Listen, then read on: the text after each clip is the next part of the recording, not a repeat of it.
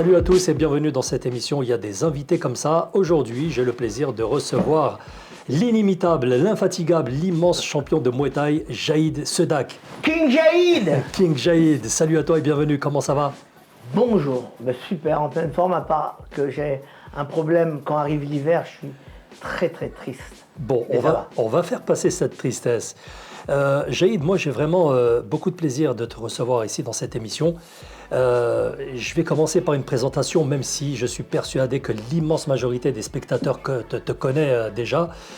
Tu es donc un boxeur pied-point en Muay Thai, en kickboxing, full contact, Oui, mais ça. également aussi en free fight. Et après, si ça t'embête pas, je pourrais même détailler Bien chaque sûr. sport, ce que c'est. Oui, bien sûr. Parce que certains publics ne sont pas au courant vraiment des termes. Jaïd, c'est juste la présentation. Ah, ok. Après- mais ça, je vais le garder. Hein. Je ne merde. découpe pas. Ah non, je l'enlève pas au montage. C'est pas cool, là. Alors, ton palmarès qu'on développera au fur et à mesure de l'émission est le suivant. 10 fois champion d'Europe de 86 à 94 et 10 fois champion du monde de 92, 93 et 94 et puis champion de France aussi de 85 à 92. Évidemment, on va revenir sur le palmarès tout au long de l'émission. Ouais. Et puis, je vais rajouter quelques infos que j'ai trouvées à droite à gauche. Tu es né donc à Mostaganem en Algérie en 1960. 62. 62. Hey. Tu as grandi à... Je suis né dans la ville où le général de Gaulle, à Mostaganem, à la mairie, où le général de Gaulle a dit « je vous ai compris ». T'es sûr que c'était là-bas? Non, mais t'es sûr? Ah oui. Moi, je suis né à Mostaganem et c'est à la mairie, mais c'est connu. Il faut que tu relises l'histoire d'Algérie, toi. Hein. Ça va pas, non, t'es pas un DZ, toi. Mais je suis vraiment content de t'avoir ici parce qu'on apprend des choses avec toi. Et bon, entre autres, tu es né à Mostaganem et tu as grandi à Garges-les-Gonesse, mais tu as fait un passage à Tours. Avant. Oui. Oui, il est malin. Ah là T'es là. très malin. Ouais. Je crois qu'on va refaire l'intro. Non, on va la garder comme ça parce que vas-y, refais-la. ce qu'on aime avec toi, c'est justement le naturel, le oui. spontané. Et c'est très bien comme ça. Alors, tes premiers sports étaient d'abord le foot et ensuite le judo. Oui. Et en 1983, bim, la découverte avec la boxe thaï. Et là, tu vas pouvoir parler, Jaïd, comment s'est fait cette découverte et qu'est-ce qui s'est passé? Tu veux savoir par rapport à la boxe ou par rapport au foot? Non, par rapport au Muay Thai. Ah, Muay Thai, c'est un accident. C'est vraiment un pur accident. Parce que souvent, tu vois des interviews et des très bons interviews de grands boxeurs ou moins grands qui parlent de... Je parle pas trop fort comme je suis sourd d'une oreille. Non, ça va, ça va. D'accord, je crois que ça... Mais je te préviens, Jaïd, moi je coupe rien, je laisse tout comme ça. Ah, d'accord, ok. Et ce qui s'est passé, c'est que, comme j'ai déjà dit plusieurs fois, c'est un accident. J'ai un ami qui s'appelle Ben Labed qui m'a emmené au premier championnat d'Europe, Ouais. les tout premiers en France. Et là, tu avais les stars du moment, de l'époque surtout. La première génération de la boxe pied-point, de la boxe thaïlandaise. Bafir, Kwider, Soudaret, qui est le premier Thaïlandais que j'ai vu boxer, Kanta Messi, bien sûr, et d'autres que j'oublie. Et là, on voit, en tout cas, je dis on voit, parce que dans ma tête, on est plusieurs. Ce que je vois, c'est hallucinant, quoi. Je suis là et je vois les coups de pied, de tibia à tibia, moi qui faisais du foot, je savais ce que c'était des tacles, et que ça faisait très mal. Je dis, oh, comment ils font? Mais ça m'a impressionné, tu sais ce qui m'a impressionné? La musique. Ouais. Pendant tout le long de le combat, tu avais d'abord la musique quand il y avait la danse, qu'on appelle un ramoué, avec un mongkong, ce qu'on met sur la tête, et là, tu entends une musique incessante, un genre d'harmonica très bizarre, dézingué, et là j'ai dit waouh, c'est quoi ce sport? Et les mecs venaient, les boxeurs avec des peignoirs roses, orange, fluo, des couleurs magnifiques. Moi qui adorais les couleurs vives parce que j'étais dans le rock'n'roll avant de me mettre dans la boxe. Ouais, j'étais dans le... Comme il y en a qui étaient punk, moi j'étais dans le rock'n'roll des années 50, les 50s. Et dans ces époques-là, les mecs mettaient beaucoup de couleurs vives. Comment est-ce que tu arrives, toi, à pratiquer la boxe thaï? Ben, Tu moi, t'inscris ou on t'emmène? non, quand je suis sorti de ce gars-là, j'ai eu un flash et on m'a dit c'est pas que tu seras pas capable, je me rappelle pas le terme exact, il y a quand même une quarantaine d'années, quoi. Et la personne me dit C'est pas un truc pour toi. Non, presque, ouais. Ben, tu trouves le mot. C'est pas que c'est pas fait pour toi, tu seras pas capable de le faire. Ah ouais. C'est surtout plutôt ça. Ah là, c'est le défi. Et moi. C'est ce qu'il faut pas faire avec Jaïd. C'est ça. De toute manière, dès qu'il y a eu cette contradiction dans ma tête, il y a eu un flash. J'ai dit non. Et qu'est-ce que j'ai fait? Moi, j'habite à Gare, comme tu l'as dit, Gare Charcel, qui était hyper loin de Paris. Alors, j'ai été retrouver le club d'un des boxeurs, qui s'appelle Philippe Cantamessi, qui est encore dans le game, je pense, et avec qui j'ai encore un contact.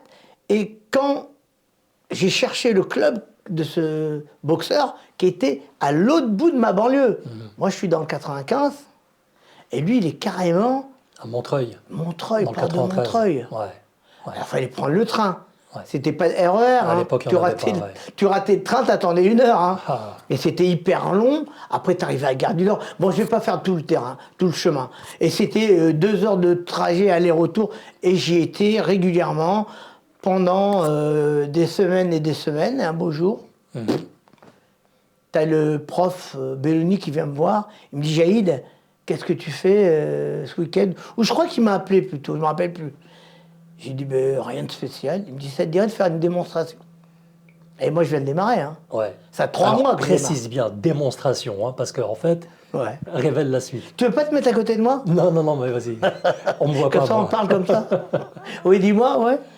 Donc, en fait, il te propose une démonstration. Donc, toi, tu pars sur l'idée que c'est une démonstration, et en réalité, c'est autre chose. Très bien. Alors, en fin de compte, une démonstration, comme tout le monde le sait, c'est tu montres ou tu démontres gauche, droite, coup de pied, low kick, high kick, blablabla, middle. C'est ça une démonstration. Et moi, dans ma tête, ça faisait quand même déjà 3 mois que je faisais ce sport. J'étais un novice, mais pour moi, c'était une démonstration très bien. J'étais déjà heureux. La première personne que j'appelle, c'est ma maman. J'appelle direct ma Mariama, je vais faire une démonstration ce week-end. Elle me dit, viens déjà, après on verra. Et après, quand j'arrive, je dis bien, à ce jour fatidique, parce que dans ce moment-là, tout se déroule dans ma vie, et peut-être que j'aurais pas été là pour parler avec toi et avec le public qui te suit. C'est ça, c'est ce qu'on se dit aussi. Normalement, j'aurais pas dû être là, parce que sa fameuse démonstration se retrouve que c'est un vrai combat. Et moi... Tu le savais pas. Je démarre, en plus. Ni je le savais pas, mais je démarre. Et le mec avait quelques kilos de plus que toi, je crois. 5 ou 10. 10. Et ils me mettent un mec qui a 10 kilos de plus que moi. Mais pourquoi? J'ai jamais vraiment expliqué. C'est qu'on était plusieurs à venir faire cette soi-disant démonstration. Il y avait un jeune avec qui j'ai retrouvé le contact, qui est taxi aujourd'hui, qui s'appelle Mouloud. Et Mouloud était de la même catégorie que moi, mais moins Jaïd. moins des ailes. Et ce qui s'est passé, c'est que on a donné le mec de à peu près 50 kilos à ce fameux Mouloud.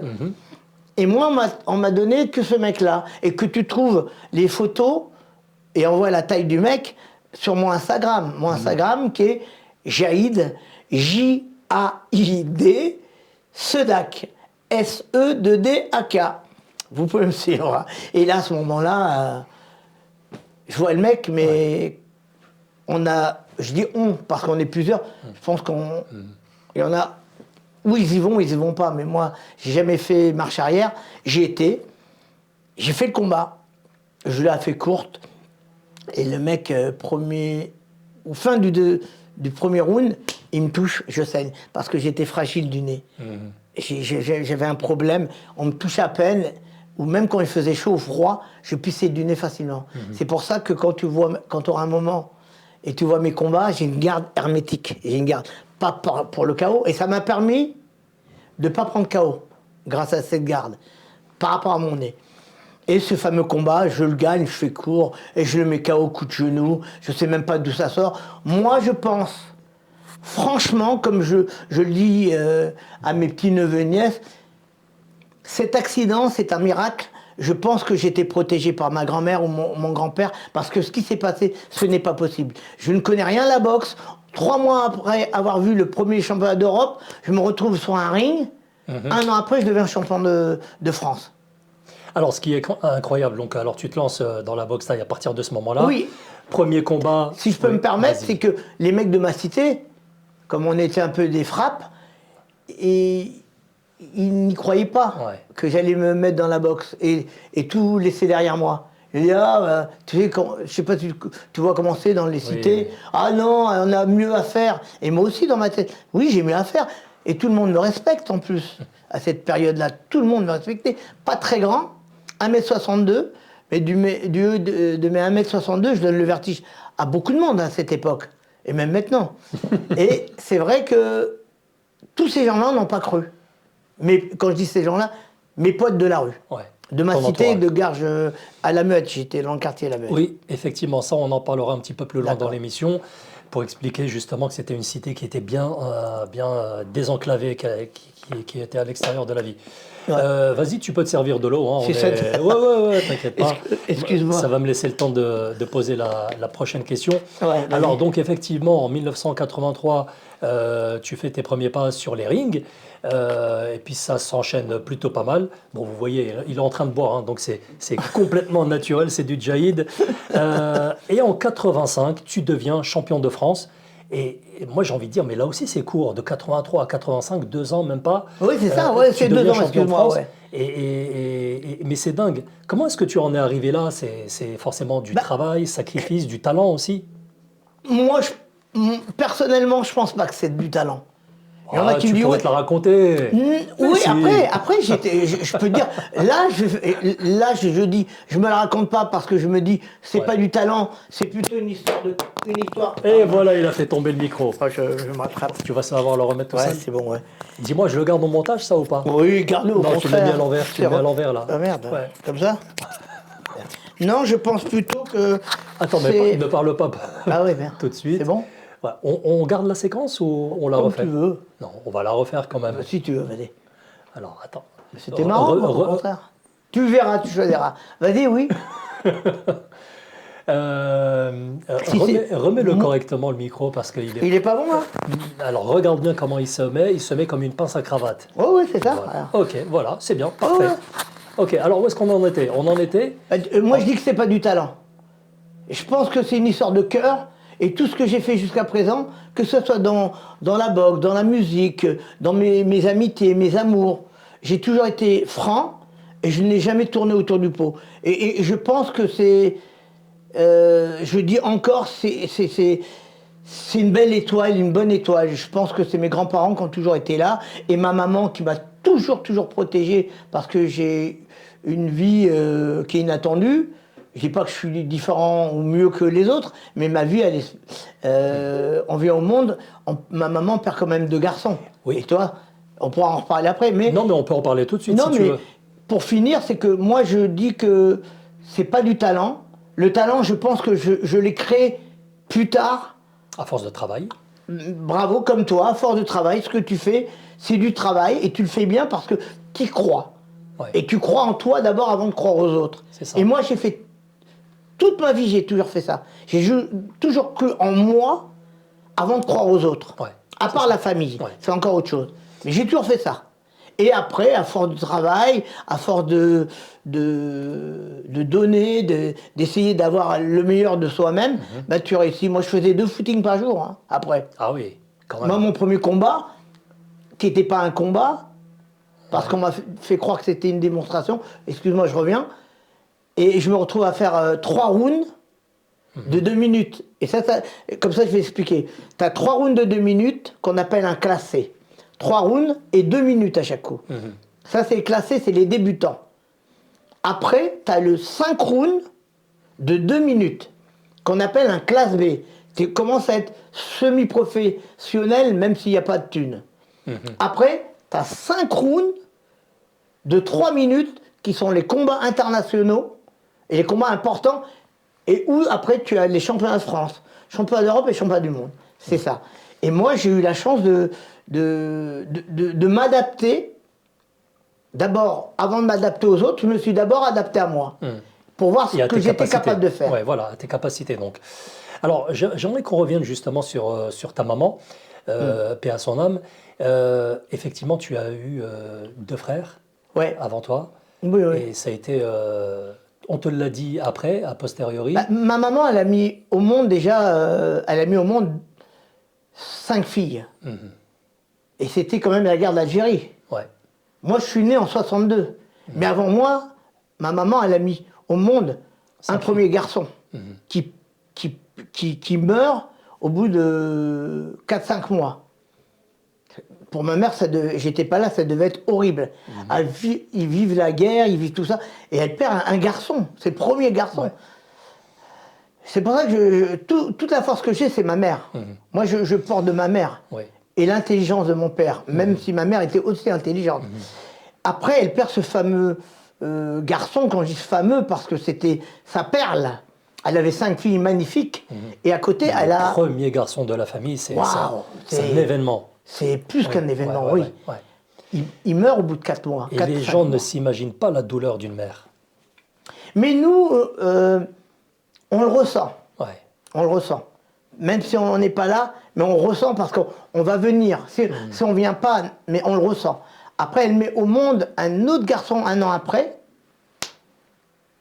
Pareil. Il meurt. Pareil. La même saleté, la même maladie. Ouais. Je veux même pas imaginer. Je dis pas, je veux même pas me mettre à la place de ma mère. Je veux même pas m'imaginer. Ah oui, oui. Comment C'est terrible. C'est terrible. Ce qu'elle vit à ce moment-là. Pensez que c'est aujourd'hui.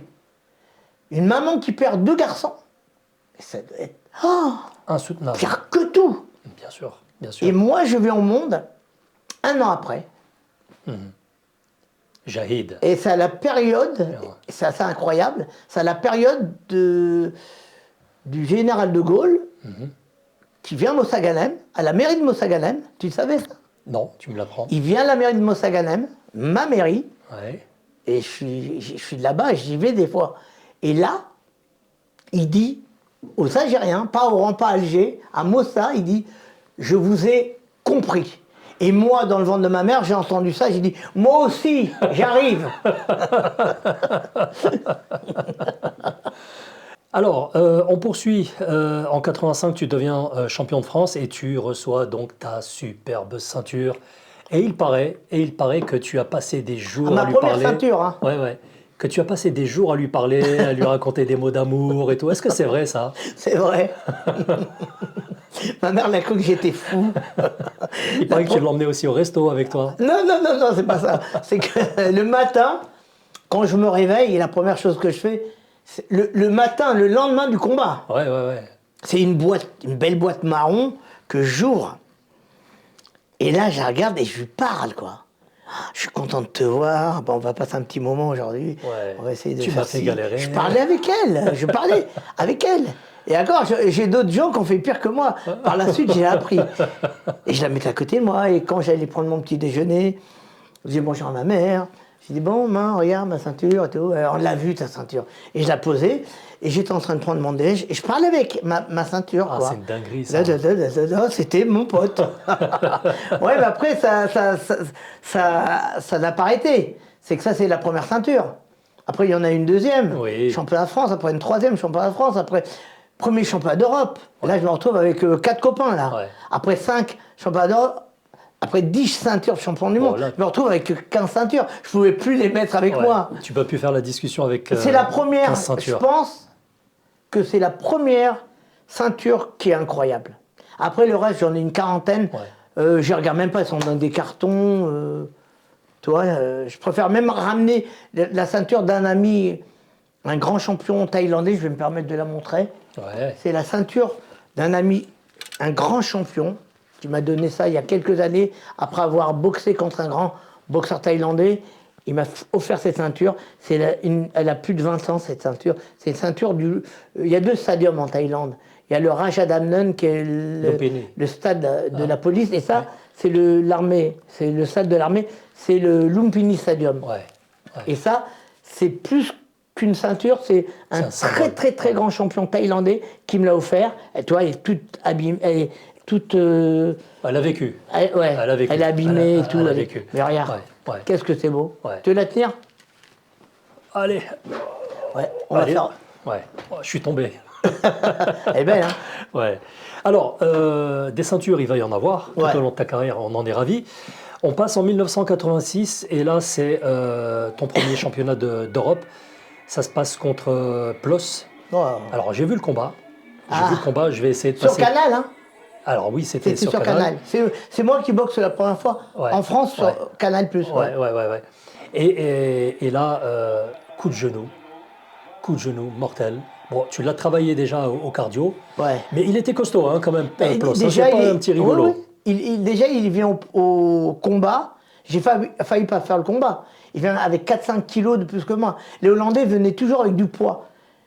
Et Est-ce je que dis à ça- Roger Pachy, mon entraîneur, je lui dis, mais le mec, il est plus lourd, c'est l'autre catégorie. Il me dit, Jaïd, c'est Canal, nanana, tu vas le faire. Je lui dis, oui, je vais le faire, mais c'est pas normal. Ouais. Et là, Alors, je te laisse raconter comment je l'ai mis KO au premier round. Alors moi, je l'ai vu le KO. Ah ouais? Au début, j'ai repassé la vidéo plusieurs fois pour comprendre comment tu l'avais mis KO. Ouais. Alors, toi, dans une interview, tu en as reparlé et tu disais que c'était un coup de genou. Bon, c'est vrai qu'on voit le coup de Je genou. le touche mais j'ai d'abord. l'impression que tu le touches un petit peu avant. Avec le middle au foie. D'accord. Et il fait ça. Il se Regarde le combat, recroqueville, ouais. je le touche au foie, Ouais. je lui donne un middle et je vois qu'il plie. C'est hyper rapide. Ouais. Je mets le middle kick au foie. Et c'est là il où tu prend, enchaînes. Et il fait ça. Et il se baisse. Ouais. Et là, je l'attrape. Et bam, bam, je le enchaînes. tourne. Et je le touche au visage et il tombe. Au premier, 1 minute 30 de combat. Ouais. Ouais. Qu'est-ce que ça représente pour toi un championnat du monde à cet âge-là? Ben déjà, le championnat de France, c'est quelque chose d'inattendu. De gagner un mec qui était invaincu, parce que le mec que j'ai boxé s'appelle Ditavong, avec qui j'ai toujours gardé un bon contact. Et c'est un super champion, très grand par rapport à moi. Alors c'est facile, hein. Pour être plus grand que moi, de taille, c'est facile. Et t'as ce boxeur qui n'était pas évident à boxer, et j'ai boxé quand même un mec qui était invaincu, qui était champion. C'était le tenant du titre. C'était pas une ceinture qui était au milieu. Lui, le mec que je boxe était déjà champion. Et je lui ai pris la ceinture. Et cette ceinture de champion de France, je pense qu'elle m'a marqué. La ceinture de champion d'Europe, pareil, parce que là, tu passes d'un cran. Ah ouais. Tu vois, tu as la ceinture champion de France, et c'est pas le même modèle. Et là, tu as le championnat d'Europe. Waouh! Et mais moi, jamais de ma vie, j'aurais pu même penser d'un jour faire un championnat de France. Jamais de la vie. J'ai eu la chance d'être coaché par les plus grands. Mes coachs, c'était Roger Pachy. Oui. Et Daniel Alouche. Quand tu as deux emblèmes du Muay Thai, tu peux que faire du bon boulot. Alors justement, après être devenu champion d'Europe, est-ce que tu penses déjà au championnat du monde ou tu dis non, attends, je vais temporiser un peu? Ah, excuse-moi, tu as raison de venir. C'est bien ce que tu fais. C'est très bien. Parce que je n'ai pas voulu faire de... Une fois que j'ai gagné le championnat d'Europe, j'ai remis mon titre assez rapidement. Ouais. Assez rapidement d'Europe. Hein. J'ai remis une fois. T'es allé voir les Hollandais 2 pour les fois. provoquer, c'est ça? Ah ouais, non, après je t'ai raconté. Avec des 2 cœurs, fois, 3 fois. J'ai remis mon titre de champion d'Europe 10 fois avant de faire un championnat du monde. Et on m'a dit, ouais, mais il faut un champion du monde au bout de 2 fois, 3. J'ai dit, non, je veux être vraiment sûr que c'est moi le champion. Ouais, d'accord. En Europe. Et j'ai fait le tour. J'ai mis à l'amende pratiquement Plus tout le monde, les Hollandais, Comment? Plus personne voulait te boxer, c'est vrai Ben ça? non, pendant 5 ans, j'étais invaincu. Après, il a fallu que je parte en Thaïlande. Et oui. Et là, si tu as bien fait ton travail, je te laisse enchaîner. Alors, en 87-88, tu pars en Thaïlande. C'est ça, Ok. très bien. Et Avec Guillaume Kerner, qui est un grand boxeur. Oui. Guillaume Kerner et avec Mourad Hayat, Oui. qui m'accompagnait un peu comme un coach. Alors, Guillaume Kerner, juste la parenthèse, lui, il est devenu champion du monde de boxe thaï en 1995, l'époque à laquelle toi, tu terminais ma carrière. Ta carrière. Ouais, Voilà. Ça, c'est la petite parenthèse. Bye bye. Mais il a eu le même parcours aussi, c'est ça. d'aller en Thaïlande et de représenter la France là-bas. Alors, je reviens. 87-88, tu pars en Thaïlande. Qu'est-ce que tu vas chercher là-bas à cette époque? Toi qui étais déjà champion d'Europe, tu avais un certain niveau, un bon niveau. Qu'est-ce que tu vas chercher de plus là-bas? Arriver là-bas, Eh bien, tu deviens un bébé. Hein. Raconte-nous. Ah bon. En fin de compte, à mon championnat d'Europe, de France que je gagne, il y avait dans ce gala-là un plateau magnifique. Tu avais des Thaïlandais qui étaient là, des boxeurs comme Atapong, je ne vais pas donner les noms, mais des grands champions qui étaient là, avec le capitaine Naris, qui était un gros manager de Thaïlande, et il m'a vu boxer. Et il a vu ce que j'ai fait, il est venu me voir avec un traducteur, et il a appelé Roger Pachi, il lui a dit « Je voudrais qu'il vienne en Thaïlande, je voudrais le faire boxer. C'est pas moi qui vais de moi-même, on me demande de venir. Et qu'est-ce qu'il dit, Pachi? Il dit oui, il faut vraiment que tu ailles c'est le plus l'opportunité. vite. Mais moi, on était déjà en 84, 85. Qui allait à cette époque en Thaïlande? Il fallait avoir de l'argent. C'est un long voyage. C'est de l'argent. C'est beaucoup, quoi. En plus, à l'époque, c'était des 12, 13, 14, 15 heures de vol. Et je te parle quand ils s'arrêtent une fois. Après, tu as des mecs qui prenaient des compagnies. Plusieurs escales, c'était fatigant. Ouais. Ça, j'ai dit jamais. Si un jour je pars loin, notamment en Thaïlande, si jamais je pars, j'ai dit si jamais je fais la Thaïlande, il faut que je prenne un bon billet. J'ai pris une bonne compagnie et j'ai fait ce qu'il y avait à faire, mais arrivé là-bas. Alors, qu'est-ce que tu découvres là-bas? Les camps d'entraînement? Ouais, j'étais venu pour boxer. Alors, j'étais directement dans le camp du capitaine Naris, qui était un grand promoteur de Thaïlande, qui organisait les gros galas au Raja Damnon, le stade de la police, et le cafard. Ouais. J'ai un coup de cafard pendant 3 semaines. J'ai une boule tous les jours. La journée, ça va, et on bouge, on parle. Mais arrivé le soir dans mon lit, j'arrive pas à dormir. Pourquoi? Parce que je suis pas bien, je suis loin de ma famille, je parle pas la langue, il fait très chaud mais lourd. Je suis parti quand même à la période de la mousson. Je me rappelle, c'était juillet-août. C'était horrible. Pas horrible, mais c'était pas agréable. Moi j'avais jamais voyagé aussi loin. C'était pas ton habitude? Pas du tout. Ouais. C'était très très dur. Et en plus, je le redis souvent, c'est que moi je mange pas piquant. Mon corps, il rejette tout. Et là-bas, même quand tu leur disais pas piquant, c'était piquant. Ouais. Et après, je me suis adapté. J'ai essayé de comprendre les gens quand ils parlaient, les petits mots, et je me suis adapté. Mais c'était très dur. Après, sur un coup de tête, j'ai dit à mon ami, je ne vais pas me répéter, faut qu'on prenne le large et qu'on voit la mer, et après, ça ira mieux. Mais en tout cas, la première fois, c'est mon premier voyage en Thaïlande, très très dur. Alors très justement, dur. Par rapport à ce voyage en Thaïlande... Mais attention, mais magnifique. Ah bah oui. Magnifique. Une nouvelle culture, des gens différents. Non, c'était super. Mais tu deviens un bébé quand tu boxes. Parce que quand tu vois les mecs, eux, ils courent le matin, à 6 h du matin, après un entraînement très très dur, de 2 à 3 heures. Après, ils vont manger, après ils font une sieste, après ils refont un footing l'après-midi, sous le soleil qui tape à 14 heures. Après encore 2-3 heures d'entraînement. C'est quand même entre 6 et 8 heures d'entraînement par jour. Tous les jours. Repos seulement le dimanche. Eh ben moi, le repos, il n'y en a pas. Moi, je vais faire les magasins. Non, on n'est jamais en repos. C'était pas évident. Mais ça m'a beaucoup apporté. Une exigence différente, un rapport à l'autre complètement biaisé, parce que c'était carrément un autre pays, un autre regard. Par exemple, ici, on se serre dans les bras, on se serre la main. Pas de contact, là. C'est comme ça, tu vas prendre quelqu'un dans tes bras comme on a l'habitude, nous, les gens du Sud. Ça se fait pas. Là-bas, non, surtout à l'époque. Mettons un peu plus avec Internet. Mais à l'époque, non, tu venais, ça va, tu étais content, tu t'entendais bien avec quelqu'un du camp, un boxeur ou un entraîneur, tu es content de le voir, il rentrait dans ton truc. Mais on est les premiers Européens. Il n'y a pas d'Internet, il n'y a pas les boxeurs d'Internet. Parce qu'aujourd'hui, ils sont tous champions numéro 1 du Raja Damnon ou du Lumpini, des stades qu'ils ont inventés. Alors Jaïd, maintenant on en arrive au championnat du monde. Est-ce que tu peux nous raconter ton premier combat de championnat du monde? Tu veux dire mon premier championnat du monde? Ouais, premier combat. Première participation. Ouais, j'allais dire, j'essaie de remettre les dates et les championnats, comme j'ai eu plein de championnats. Il y en a que j'ai même pas... Il y a certains championnats que J'ai fait les combats, mais pour moi, c'était pas important pour moi. Je considérais pas ça comme des championnats. Mais bon, par exemple, le premier championnat, oui, ça à la salle Japy. Ça y est, je me rappelle, en 92 ou 91, je me rappelle plus exactement, mais. Contre Ah Hippie? non, ça c'est après. C'est après, d'accord, Non, ok. non, ça c'est après. Alors, Hippie, non. Là, c'était contre un Thaï en 1992, et je me rappellerai tout le temps.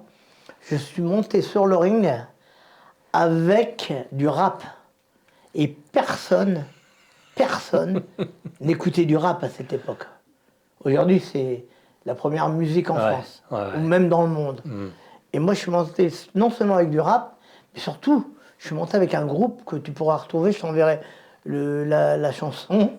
Elle est très hardcore. Quel est-il? Le groupe s'appelle Ghetto Boy, qui viennent du sud des États-Unis. Avant, c'était des rappeurs New York et tout ça, après Los Angeles, mais ça n'existait pas le rap un peu partout, surtout dans le sud des États-Unis. Et j'adore, jusqu'à aujourd'hui, j'adore ce groupe. Et j'avais mis une chanson qui s'appelle Fuck Hum. J'emmerde tout le monde. On emmerde tout le monde. Mais je comprends ces mecs-là, pourquoi ils ont écrit cette chanson, parce qu'il ne faut pas oublier qu'ils sont noirs, et ils vivent dans un état qui est hyper raciste, et ils ont fait cette fameuse chanson qui était au départ interdite dans les radios. Et c'est une des chansons où il y a le plus d'insultes, parce qu'ils ont repris un sample d'un film, Scarface, tu vois ce que c'est le film Scarface, avec Al Pacino. Et ils ont repris un moment où il est en train de parler, il fait un deal de coke dans le film, et il dit « Fuck him », j'emmerde tout le monde. Et ils ont repris ce sample, le DJ, et pendant, t'as une guitare, t'as un gros beat, pam, pam, pam, et une guitare rock pendant tout le temps, et t'entends « fuck, fuck, fuck, fuck ». Et c'est magnifique, et j'ai dit « tiens, je voudrais bien monter ». Et le jour où il y a eu ce fameux championnat du monde, j'ai dit, je veux monter avec ça. Et pour dire que je suis un des premiers à monter avec du rap aujourd'hui, c'est normal.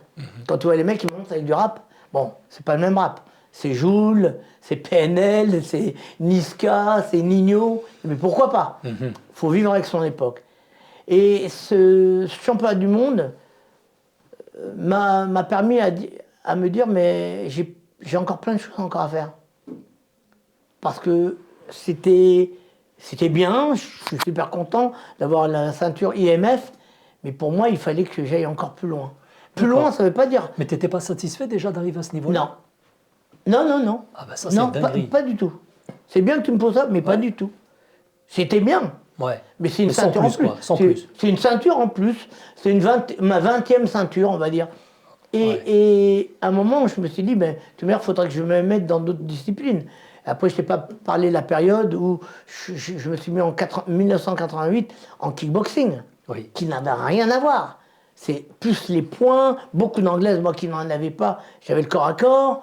Tu n'avais pas le droit d'attraper, pas droit au corps à corps. C'est le kickboxing, c'est le sport japonais. Avec le kick, tu avais droit au low kick. Alors c'est bien. Moi, j'ai gagné mon premier championnat de France à Paris en 1988. Après, dans la même période, je vais en Belgique pour un championnat d'Europe contre Haussmann, Hidine, un très bon boxeur belge, que j'ai gagné. Après, je fais mon championnat du monde en Allemagne en kickboxing. Je mets KO le mec au premier round, je lui pète la jambe. Et toi, j'avais encore des choses à faire. Ça ne veut pas dire que en boxe thaïlandaise, ou comme tout le monde dit, ça fait mieux de dire en Muay Thai. Mais Muay Thai, c'est le mot en thaïlandais. Muay Thai veut dire boxe thaïlandaise. Alors que si tu veux le dire en français, c'est boxe thaïlandaise. En thaï, c'est Muay Thai, et en américain, c'est Thai boxing. Alors, il y a des éléments qui sont revenus souvent dans les interviews, c'est ton fameux ramoué. Il paraît que souvent on disait, bon écoute, vas-y, tu vas monter sur le ring, mais par contre le ramoué, vas-y mollo, c'est trop long ton ramoué. C'est vrai. Explique aux auditeurs aujourd'hui. Je sais pas où tu as trouvé ça. Explique-leur ce que c'est que le ramoué et pourquoi toi tu le faisais aussi long. Bon, ben, moi j'ai appris le ramoué déjà en Thaïlande. Parce que avant ça, je ne connaissais pas. Je ne connaissais pas du tout la danse, ce fameux rituel. C'est un rituel autour du ring. Ouais. Avec alors, ce qu'on mettait sur la tête, ça s'appelle le Mong Kong. les mecs qui le dansent, ils le dansent, et c'est une danse, hein, ils le font à leur manière. Chacun le prend. Il y a des musulmans qui faisaient leur ramoué, qui priaient à Allah, et j'ai vu des super beaux ramoués de toute religion. Parce que en Thaïlande, tu avais des musulmans, tu avais les chrétiens, tu avais des bouddhistes, des indiens, et chacun priait à leur manière. Et c'est magnifique, leur ramoué. Mais moi, mon ramoué, je l'ai appris en Thaïlande chez Capitaine Naris. Et quand j'ai vu cette danse, ça fait partie de l'entraînement. C'est bien que tu me poses cette question, ça fait partie de l'entraînement. C'est-à-dire que quand tu as fini l'entraînement n'est pas fini. On te met la musique et tu dois entraîner. Alors tu choisis, on te dit tiens, il y a celui-là, ça représente ça, celui-là quand tu mets les ailes, ça représente ça. Et la première fois que j'ai boxé, ça tombe bien, en Thaïlande, au Rajadamnern, c'est quand que j'ai pas ramené les coupures de journaux. Ils ont parlé de notre combat, le premier phalange, mais surtout de ma danse. Et moi, j'ai des photos dans des magazines en Thaïlande que j'ai gardées, que j'ai mis dans des cadres, où tu me vois en train de faire l'hirondelle ou ce que tu veux, l'oiseau, et je suis comme ça dans des magazines et des journaux thaïlandais, tu vois ma fierté. Tiens, en fait, pourquoi on a parlé du ramoué? Parce que je te demandais, souvent, on te demandait de monter, combattre et de faire un ramoué plutôt court. Alors que toi, tu le faisais à rallonge. Ouais, mon ramoué, c'est même pas, c'est pas un rallonge. C'est que mon ramoué, il était long. Et pourquoi? Parce que la plupart des personnes où on me disait de faire moins long, c'était parce que c'était sur Canal+, et ils voulaient couper. Et moi, j'ai dit non, mon âme, il n'est pas à vendre. Moi, je fais mon ramoué, il est comme ça. Et puis, il n'y a pas d'autre accès pour que je refuse. Non, mon ramoué, il continue. C'est vrai que mon ramoué, il était long. Mais et je pense, avec du recul, c'est vrai, je pense que je le faisais durer exprès pour que le boxeur se dise merde, ça commence à être long. Et c'est vrai que les mecs qui attendaient avant de boxer avec moi, ils savaient que j'avais un ramoué qui était long et tout le public, mais le public adorait mon ramoué. Alors ça me donnait de la force. Mais c'est vrai que je traînais beaucoup. Et le mec, il était là à me regarder, il était là, parce que la plupart des mecs que j'ai boxés, ils faisaient pas mon ramoué. Moi, mon ramoué, il est made in Thaïlande. Tu vois? Alors, il y a un autre aspect de Jaïd. Jaïd, le conquérant, le provocateur aussi. J'ai vu, j'ai lu que tu avais été à un moment chez les Hollandais, dans leur écurie. Tu les avais défiés en leur disant « Moi, je veux Ramon Dekker ». Et apparemment... Oui, non, en fin de compte, c'est pas ça. C'est que moi, je boxe... J'ai boxé la plupart de tous les Hollandais, je les ai tous battus. Toi, mon premier boxeur hollandais, c'est en 1984, où je pars en Hollande, où Bafir boxe en classe A et moi, je suis un débutant, en classe C, et je boxe un mec qui s'appelle Brito. Le mec, une masse. Et je le bats, et on me donne les gants du meilleur combat de la soirée. Déjà, ça me donne la force. Mais je bats le premier Hollandais, qui était champion, et ça me donne de la force. Après, je reboxe plusieurs Hollandais comme Ploos, comme tu l'as vu, pour le championnat d'Europe. Tu vois, ça durait 1 minute. Après, je boxe d'autres boxeurs, et un jour, on me donne un boxeur de l'équipe de Ramon Dekker. Et là, le mec, il vient pareil, avec 5 kilos en trop. Moi, j'étais fatigué, je ne sais plus de quel pays je revenais, comme je voyageais beaucoup. Parce que j'avais de moins en moins de contact avec les fédérations en France, que je trouvais inutiles. Et j'ai beaucoup boxé au Japon, aux États-Unis, en Thaïlande. Et je tournais beaucoup et je devais revenir d'un combat. Et moi, j'acceptais tous les combats. Et ce combat, il ne faut pas oublier que moi, quand j'étais champion d'Europe, je monnayais mon titre. C'est-à-dire que si tu veux que je boxe à ton gala, je dis n'importe quoi, je ne sais plus, on va dire que c'est 2 000 €, je dis non, c'est un championnat d'Europe, c'est 3 000. La personne me dit écoute, je dis c'était 3, même peut-être plus, mais on va dire que c'est 3 000. Et le mec c'était un gala et il n'avait pas l'argent, il avait fait venir des Hollandais, il me dit bah écoute Jaïd, on va pas faire championnat d'Europe, juste un combat international. Je dis ouais, pourquoi pas, mais je le faisais jamais. Je faisais que des championnats. D'accord. Et là, il ramène ce fameux boxeur qui s'appelle Liofat. Le mec vient pareil, avec 5 kilos de trop. Je dis, mais vous voyez, le mec, il est encore il est plus lourd que moi, mais je vais faire le combat. Et jusqu'à aujourd'hui, pour moi, j'ai boxé tous les tailles, des tueurs, des mecs classés, des champions du Lumpini, de Raja. Mais pour moi, ce Hollandais, c'était le plus dur. C'était de l'équipe de Ramon Dekker, du club de Ramon. Très, très, très dur. Très technique. J'ai gagné au point. C'était dur, j'ai gagné. Et quand le combat est fini, au lieu de rentrer dans le vestiaire et prendre ma douche et passer à autre chose, non. Non, Jaïd, il va les provoquer. J'ai été le voir après être descendu du ring. Et je vais voir Coremer qui peut le raconter. Coremer, c'est le beau-père de Ramon. Et lui peut le raconter, il était là. Et je vais voir Coremer, qui était... Ramon, c'était pas le Ramon qu'on connaît. Hein. Et je vais voir, je lui dis, écoute, moi, je veux reboxer contre ton gars, Liofat, le mec que je venais boxer. Et je remets ma ceinture en jeu. Il me dit, comment ça? Je remets ma ceinture champion d'Europe en jeu. D'accord. Alors, organisé en Hollande. Il me dit, écoute, Jaïd, quand tu veux. J'ai dit, mais demain, pas demain, mais dans 1 mois, 2 mois, moi, je suis là. Je suis prêt à reboxer et remettre, par contre, ma ceinture en jeu pour prouver qui est le meilleur. Mais par contre, cette fois, il faut qu'il soit à 53,5. Ça s'est fait. 3-4 mois après, c'est Roger qui a organisé. Et je boxe contre ce fameux Liofat. La revanche, pour moi c'était une revanche. Et le père de Ramon me dit, mais Jaïd, t'as gagné, pourquoi tu veux faire une revanche? Bah oui. J'ai dit, parce que je suis pas satisfait. Je veux l'avoir dans ma catégorie. C'est pour ça que les Hollandais, jusqu'à aujourd'hui, ils me respectent. Je suis très proche de Ernesto Hous, j'étais proche de Rob Kaman. Oui, Ernesto, c'est mon pote. Tu pouvais l'inviter, mais il parle anglais. C'est toi. Et moi, ça tombe mal, je ne parle pas le turc. Bon, en tout cas, j'ai fait ce fameux combat. Même le père de Ramon ne comprenait pas pourquoi je voulais à tout prix. Ben, ça s'est vérifié dès le premier round. On boxe, pam, premier round, deuxième round, je casse le genou. Et je gagne le combat. Et là, je mets ma ceinture et je regarde. Et là, tu es satisfait au moins ou pas? J'étais satisfait par rapport à lui. Je mets la ceinture. Elle est là. Elle est là. Et elle ne bouge pas. D'un air dire, c'est moi le boss. Pas le boss, mais c'est moi le champion dans cette catégorie. Toi. J'étais satisfait parce que j'ai dit, cette personne n'a pas respecté son engagement, la catégorie, n'a pas respecté le combat. Moi, j'ai été jusqu'au bout, j'ai accepté. Mais là, il faut qu'il vienne dans ma catégorie. Et là, on va voir comment ça se passe. Ben, ça a duré 2 rounds, comme je pensais. Même un round, ça aurait été bien, mais bon. Mais bien sûr, j'ai été satisfait. Faut pas blaguer. Mais c'est pas fini. Le combat est fini. Je vais voir Ramon Dekker.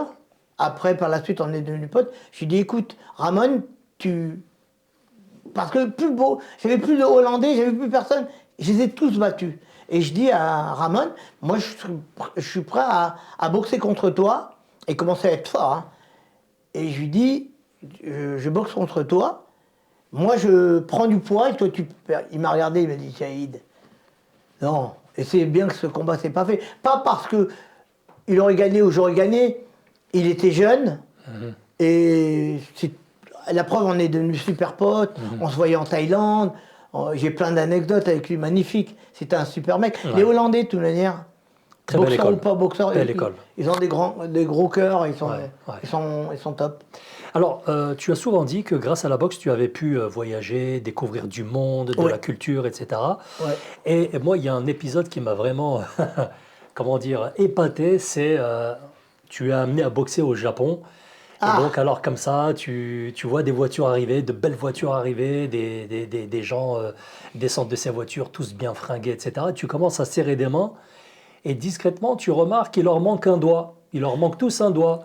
Et là, tu te tournes vers ton pote qui t'accompagne et je te laisse la suite. Mais en fin de compte, on débarque à l'aéroport avec les Thaïs parce que moi, je viens avec toute l'équipe des Thaïlandais qui venaient me boxer au Japon et je les vois moi, pendant tout le temps, quoi, pendant les interviews, et je vois toujours les boxeurs. Il n'y a pas un moment de répit où je me retrouve seul. Et quand on part à Tokyo, on part tous ensemble. Tu vois, c'est pas genre, moi je viens de Paris, on vient de Bangkok. Et là, on voit ces fameuses voitures arriver. C'est vrai que c'est les voitures au départ qui m'ont perturbé. Ouais. Je suis pas du tout voiture. Hein. Je n'ai pas de voiture, je conduis pas du tout. Mais je vois une voiture Mercedes 2, 3, et j'en vois une dizaine arriver. Waouh, je dis putain, ils ont du fric. C'est vrai. Les Japonais. Bah oui, je dis putain, les mecs, regarde les bagnoles qu'ils ont. Tu sais que c'est dans les années 90. C'est pas tout le monde qui roule en Mercedes. Hein. Et les gens qui roulent en Mercedes, c'est les gens qui avaient de l'argent. Bon, passons. Et là, les mecs arrivent, ils sortent en costard, une Ferrari. T'es une personne qui vient, on voit que c'est un des responsables, mais on ne sait pas qui c'est. En tout cas, moi, je ne sais pas. Et à ce moment-là, il dit bonjour à tout le monde, il me présente. J'ai été champion de ci, champion de ça. Et au moment où je serre la main, là, je sens qu'il manque quelque chose. Et je fais ça, je dis merde. Et là, en fin de compte, je fais court, je dis à mon pote, ben, on est dedans. Il me dit oui, on est dedans. C'est des Yakuza. Et là, non seulement j'ai vécu quelque chose d'inattendu et magnifique, je découvre un Japon, mais avec ce que moi j'aurais toujours rêvé quand je vois dans les films. Là, je suis avec les plus grands criminels que la Terre a pu créer. Les Yakuza. Et les Yakuza, c'est pas la mafia italo-américaine. Hein. C'est des mecs qui peuvent se tuer pour leur patron et pour leur clan. C'est des mecs qui sont... C'est des robots, c'est A, c'est A, B, c'est B. Et comme j'explique souvent, quand on me demande par rapport à ce fameux voyage, qui était un voyage magnifique, j'ai découvert le poisson cru. À l'époque, à Garges, il n'y avait pas des sushis, ça n'existait pas. Même à Paris, il n'y avait pas de restaurant de sushis. Moi, j'ai découvert, peut-être dans les quartiers classes comme Beaugrenelle, tout ça, possible. Mais nous, on ne connaissait pas. Et quand ils nous ramènent le poisson cru, et moi, j'ai dormi chez eux. J'ai pas voulu dormir avec les Thaïs au Hilton. J'ai dit non, moi, je veux être séparé. Ben, ils m'ont mis, ok, tu vas dans notre village. Un village, mais... immense. Tu avais ton garde du corps personnel en plus. Bah, il m'avait mis un mec. Moi, je sais que c'était par rapport. Tant que le combat n'est pas fini, il faut pas te surveiller, mais ça tue quelqu'un qui me suit partout. Je veux boire un truc, je veux manger, c'est toujours lui qui paye. Tac, tac. Et comme les Japonais, c'est des robots, tu vas lui dire tiens, j'ai n'importe quoi. 2000 yens, ils vont te donner 2000 yens. Je demande 5000 yens. Non seulement c'est la mafia, non seulement ils sont blindés, et tu es leur invité. Et les Japonais, quand tu es leur invité, Yakuza ou pas Yakuza, ils savent recevoir. les Japonais, surtout les Yakuza. Ils t'avaient à la bonne, ils t'appréciaient. Ah oui, ils me racontaient comment... Moi, je suis un curieux. Quand j'arrive dans un pays, je suis curieux. Quand j'étais en Mongolie, quand j'étais... je vais aller dans les villages, quand j'ai débarqué pour la première fois à Macao... Je suis un curieux, moi. J'ai envie de bouffer. La vie a plein de dents. J'ai besoin de savoir pourquoi il lui fait ça. Heureusement qu'il y avait un traducteur. Et à l'époque, c'était très dur. Et je commençais à me mettre en anglais. C'était pas évident, mais j'avais des repères. Et je voulais savoir pourquoi il mange du riz comme ça. Parce que le riz, il était un peu gluant, que je connaissais pas. Pourtant, en Thaïlande, il y en avait. C'était pas le même riz. Pourquoi on mange du poisson cru Et tu goûtes avec leur sauce noire. C'était une découverte, mais c'était génial. Moi, chaque voyage m'a apporté. Ce voyage au Japon, la preuve, je suis retourné, on m'a invité plusieurs fois, j'ai boxé régulièrement au Japon, à Tokyo. Alors, de l'autre côté de la planète, il t'arrive une aventure similaire à New York. Sami Kepchi, qui était le grand organisateur dans la boxe, il savait que je connaissais beaucoup de monde. Que ce soit en France ou aux États-Unis, je connais beaucoup de gens dans... J'adore le cinéma et je connais beaucoup de gens dans... J'aime pas le mot showbiz parce que les gens que je fréquentais, c'était pas du tout des gens du showbiz. Mais c'est des gens connus, cinéma, acteurs... des gens connus du grand public, basketteurs, j'ai rencontré Shaquille O'Neal, j'ai rencontré ce jour du gala de boxe, c'était magnifique à Las Vegas. Et Sami m'a invité à chaque coup à Las Vegas. Pourtant, j'avais arrêté ma carrière de boxeur, c'est après. Hein. C'était en 96, 97, et j'accompagnais souvent Samy, et je faisais venir des gens comme Ice-T, tu vois. Qui c'est Ice-T, le rappeur? Oui, bien sûr. Je faisais venir Ice-T, Van Damme venait, il y avait des rappeurs, mais ça ne veut rien dire, Alcoholic, c'est un gros groupe de Los Angeles, des rappeurs. T'avais Shaquille O'Neal, l'anecdote, elle est incroyable. On est avec Samy Kipchi, et je ne sais plus qui, et on voit une foule, mais une foule, devant une bijouterie à l'intérieur de l'hôtel casino, le Vénitien. Et on voit un mec sortir avec des gardes du corps immenses, le mec. Ah, je dis putain, c'est le basketteur. C'est le basketteur, ouais. Shaquille O'Neal.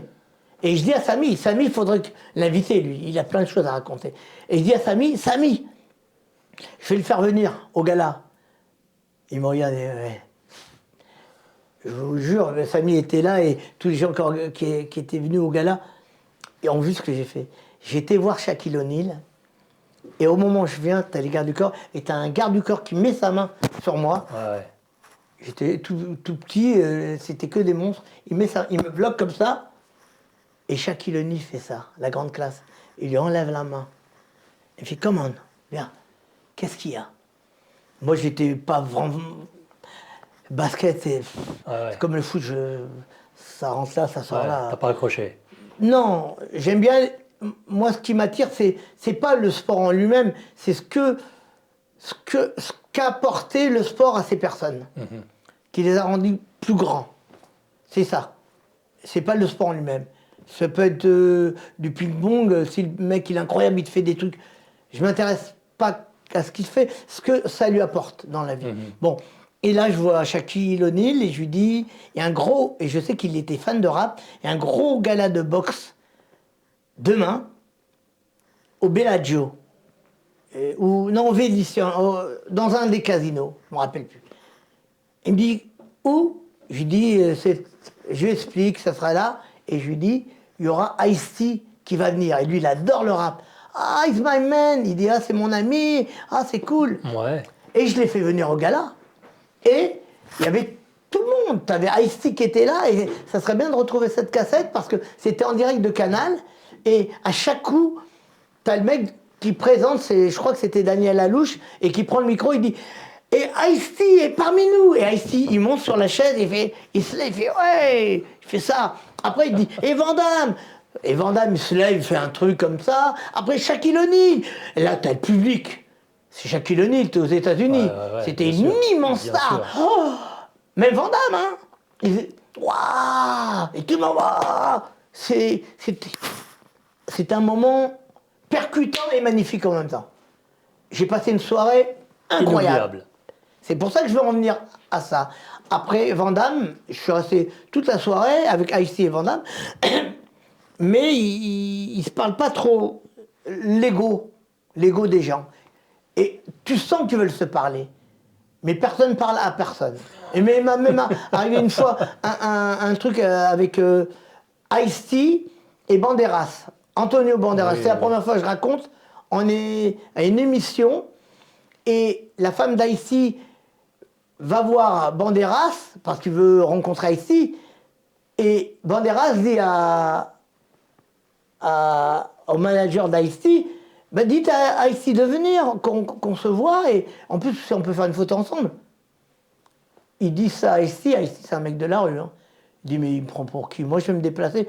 C'est à lui de se déplacer s'il veut qu'on fasse une photo. Et c'est l'ego des mecs. Ni l'un ni l'autre ne se sont vus, et ils s'adoraient.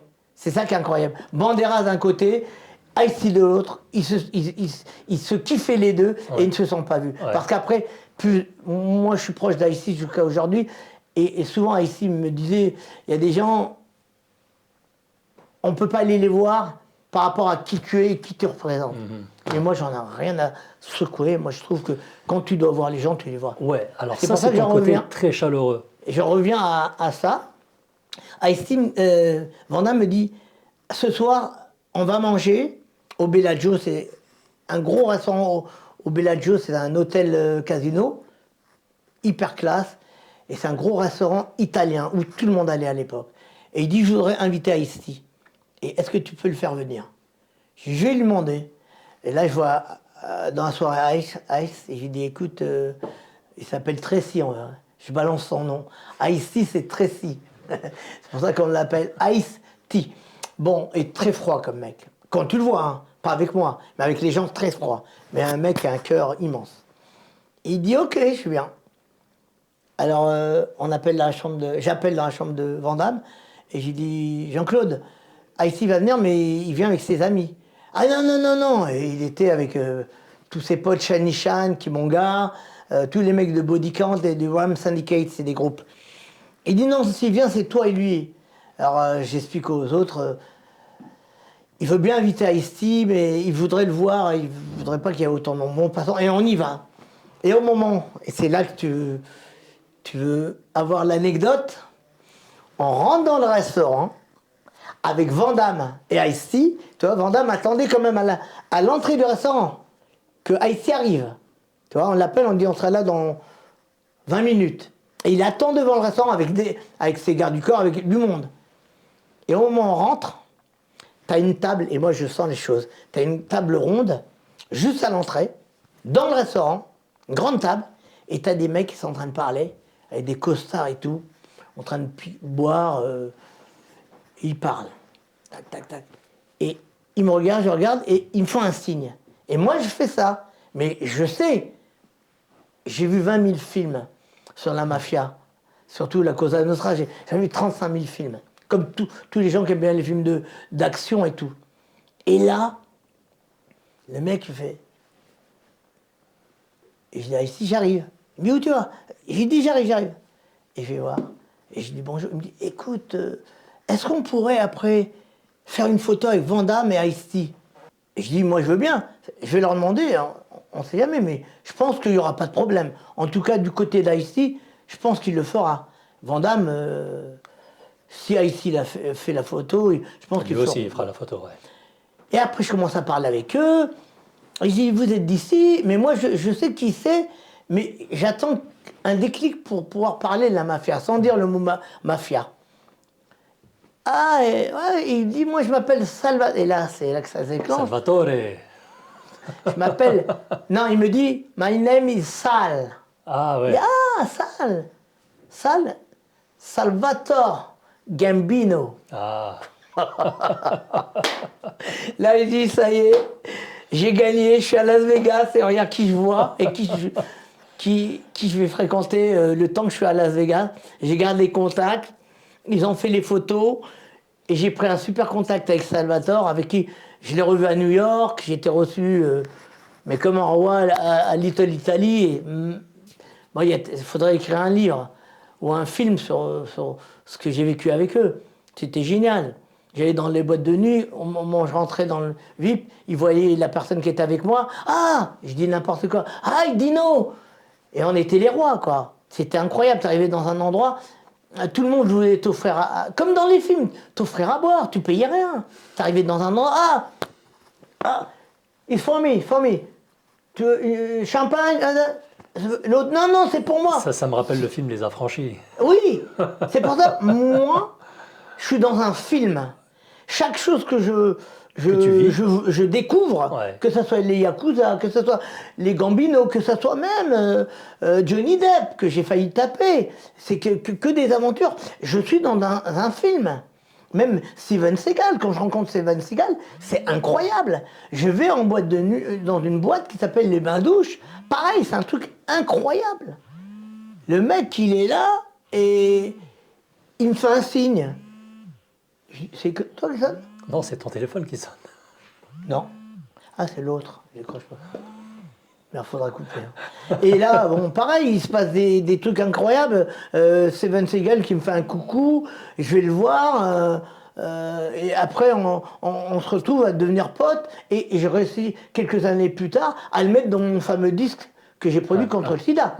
Tu vois, ça fait l'effet boule de neige. Ouais. Et j'ai mis Steven Seagal dans ce produit, dans ce projet, ce fameux disque contre le sida pour l'association Aide. J'ai rencontré pas mal de gens, mais à chaque coup, moi je me retrouve dans des films. Parce que là, tu te retrouves à Las Vegas, et c'est la famille Gambino. Tu peux inventer, tu pourras jamais le faire. Ouais, c'est vrai. C'est vrai. Si j'avais pas été avec Van Damme ou Ice-T, peut-être qu'ils m'auraient même pas regardé. Peut-être, sans doute. Alors, j'aimerais qu'on poursuive un petit peu et revenir un petit peu à la boxe thaï, puisque c'est toi qui vas nous en parler le mieux. Mais toi aussi. Non, et on s'est rencontrés dans un match de boxe où Yacine a organisé les fameux championnats de France et Interclub. Si on ne s'était pas rencontrés là, si j'étais pas venu à un gala de boxe, on ne s'aurait jamais rencontrés. Alors moi, je connaissais Jaïd Sedak, hein, mais j'étais loin d'imaginer que j'allais le rencontrer au gala de Yacine Benaj à Sevran. Oui, c'est mon ami Yacine. Ce qui m'a plu aussi, parce que c'est vrai que moi, mon métier aussi, c'est d'interviewer des gens, mais ce qui m'a plu aussi, c'est ta proximité avec les tout-petits. Ah, super. Hein, je t'ai vu de loin, tu es allé voir des petits jeunes, mais vraiment des petits, hein, tu étais sympa avec eux, etc. Bon, ça révèle la personnalité profonde de la personne. Tu as ce côté chaleureux que personne ne pourra t'enlever. Alors, parce que je pense que moi, déjà, j'ai commencé, ce qui est important, c'est que je le dis jamais, j'ai commencé très tard la boxe, à 21 ans ou 22 ans, et moi, quand je vois des marmots, à 11 ans, 12 ans, boxer, mais waouh, je dis, mais moi, à cet âge-là, j'étais en train de jouer aux billes. Non, mais ça fait plaisir. Tu vois. Alors moi, c'est un bonheur. Mais attention, par contre, il faut toujours qu'il y ait une protection, qu'il soit protégé. C'est très bien les histoires de casse, de protester. Il faut faire attention. Nos petits, il faut les protéger. C'est sûr. Alors pour revenir à la boxe thaï, quelle était ta spécialité à toi? Bon, je sais qu'il y avait le cardio, tu aimais bien bosser le cardio. Est-ce que tu avais... Cardio et les genoux. Ouais, c'était ça ton coup préféré? J'avais un cœur, mais moi, c'était... Quand j'attrapais quelqu'un au corps à corps, il était mort. Moi, j'avais un coup de genou et les low kicks. J'avais souvent gauche-droite. J'ai cassé beaucoup de tibias. Championnat du monde en Allemagne, championnat du monde de kickboxing, j'ai pété le genou du mec. L'UEFAT, le hollandais, j'ai pété le genou. J'avais un sacré low kick. Un sacré tibia. Low kick droit. Alors, il y en a beaucoup qui vont voir la vidéo qui ne sont pas forcément des adeptes de la boxe thaï. Comment est-ce qu'on pourrait leur expliquer que boxer sans protection, c'est pas forcément très difficile. Il y a des entraînements. Mais moi, j'ai entendu parler aussi d'une recette thaïlandaise, tu sais, le fameux rouleau à pâtisserie. C'est des conneries. Alors, il y en a qui se prenaient un rouleau à pâtisserie, qui se le passaient sur le tibia pour tuer les terminaisons nerveuses. C'est pas la bonne méthode. Hein, ça c'est dans les films. C'est comme ceux que tu vois taper dans des arbres en mou, et tu les vois taper. Arrête. Un tibia, c'est un os. Bien sûr que c'est l'os le plus dur de tout le corps. Ça, c'est sûr. Et les Thaïlandais, ils l'ont compris. Tu sais en quelle année le Muay Thai a existé. Là, on est dans l'Antiquité avec eux. Moyen-Âge. Et eux, ils ont compris au Moyen-Âge que sur tout le corps, l'os le plus dur, c'était le tibia. C'est le tibia. Mais comment ils ont fait? Et ça, c'est incroyable. Et tu me disais, par rapport au rouleau à pâtisserie. Comment on pourrait expliquer à ceux qui ne connaissent pas forcément le Muay Thai que justement ça se travaille, justement ce côté. Oui, dans un sac. Moi, personnellement, dans un sac. Ça suffit.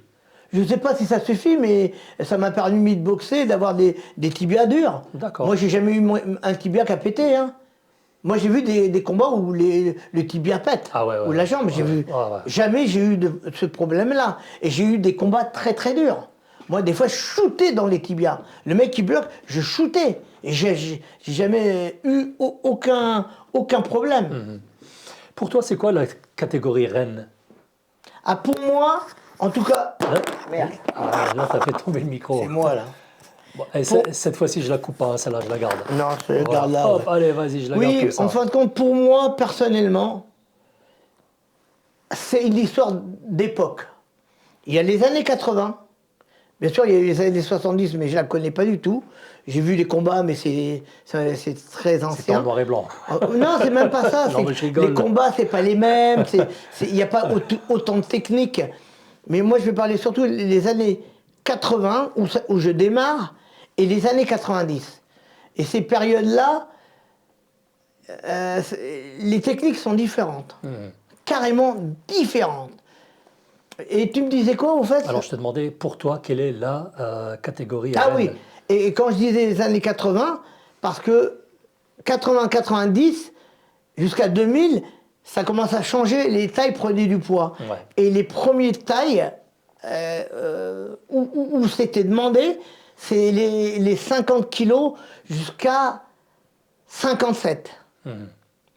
Peut-être 60, mais quand ça commençait 63, c'était lourd. C'est pour ça que quand je vois des mecs qui boxaient, ils faisaient 65 kilos ou 70 kilos, c'était des poids lourds et ils boxaient pas tout le temps et ils n'étaient pas autour des parieurs, personne pariait sur eux. C'était pas des combattants importants. Ils n'existaient pratiquement pas. Mais c'est même pas à moi de le dire. Il y a des connaisseurs sur Muay Thai qui te diront les plus grands champions. Je peux t'en citer 10 et tu verras, c'est des petites catégories. Hippie, Rambo, Toto, comment ça s'appelle ah merde, Senshai. Senshai, c'est actuel. Ouais, mais il y a plus, Senshai, c'est un nom qui est connu. Il y a eu des Senshai avant le Senshai qu'on connaît. Et moi, le Senshai qu'on connaît, moi j'ai connu quand il a démarré. Moi j'ai connu, il avait 15-16 ans. Et il était déjà technique. Mais il y a plein de boxeurs. Il y a Kalouhat, il y a Samat, et toutes ces catégories, c'était des petites catégories. Et c'est ce que les parieurs cherchaient. Parce que si tu vois des combats, je vais te donner 2 noms qui se sont rencontrés au moins 5 fois. Sherry et Nampon. C'est des mecs qui ont dû boxer des combats violents et tu peux retrouver ça sur Internet. Et c'était incroyable. Ils ont dû boxer ensemble 5 fois. Et quand tu vois leur combat, t'as peur. Tu dis waouh. Et les catégories, c'était des petites catégories. C'était au moins du 57, au plus 58. Mais ça commençait à être... Mais jamais j'ai vu des 70 kilos champion du monde. Ça n'existait pas. C'est maintenant. Tout a changé. Et pourquoi pas? Oui, pourquoi pas, bien sûr. Pourquoi pas? Je dis pas que... Mais il faut vivre avec son temps. Aujourd'hui, c'est ça. Mais moi, personnellement, ce que je vois dans la boxe, c'est pas ce que moi j'ai connu. Et je pense que ça a perdu de son âme et de son charme. Mais il faut vivre avec. Ouais. J'aimerais revenir sur un événement qui a marqué aussi ta carrière et qui a peut-être failli y mettre un terme. C'est une blessure à la main qui t'a forcé de changer de boxe. Quoi? Une blessure à la main qui t'a conduit à changer ta méthode, ta façon de boxer. Tu as fait des belles recherches. Ça, j'avais carrément oublié. Ouais. En fin de compte, pendant un entraînement, ben regarde, tu verras ma main, elle a encore gonflé jusqu'à aujourd'hui. Je travaille avec un mec et je tape sur son coude et il sort son coude. Bam! Et j'ai un épanchement de synovie. Oui.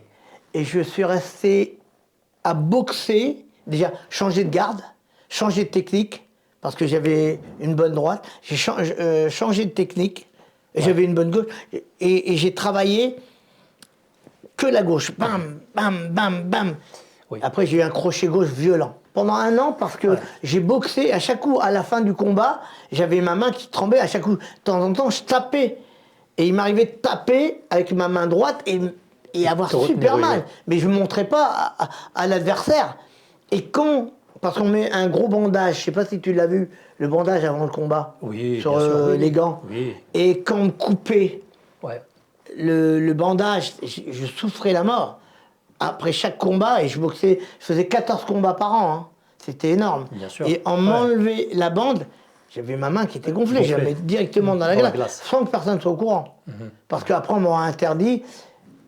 Mais si on m'avait interdit de boxer en France, j'aurais été boxé au Japon, j'aurais boxé aux États-Unis, en Thaïlande ou ailleurs. Ou en Europe, en Allemagne. C'était pas le problème. Mais j'ai eu des difficultés pendant plus d'1 an. J'ai boxé avec une infirmité, ouais.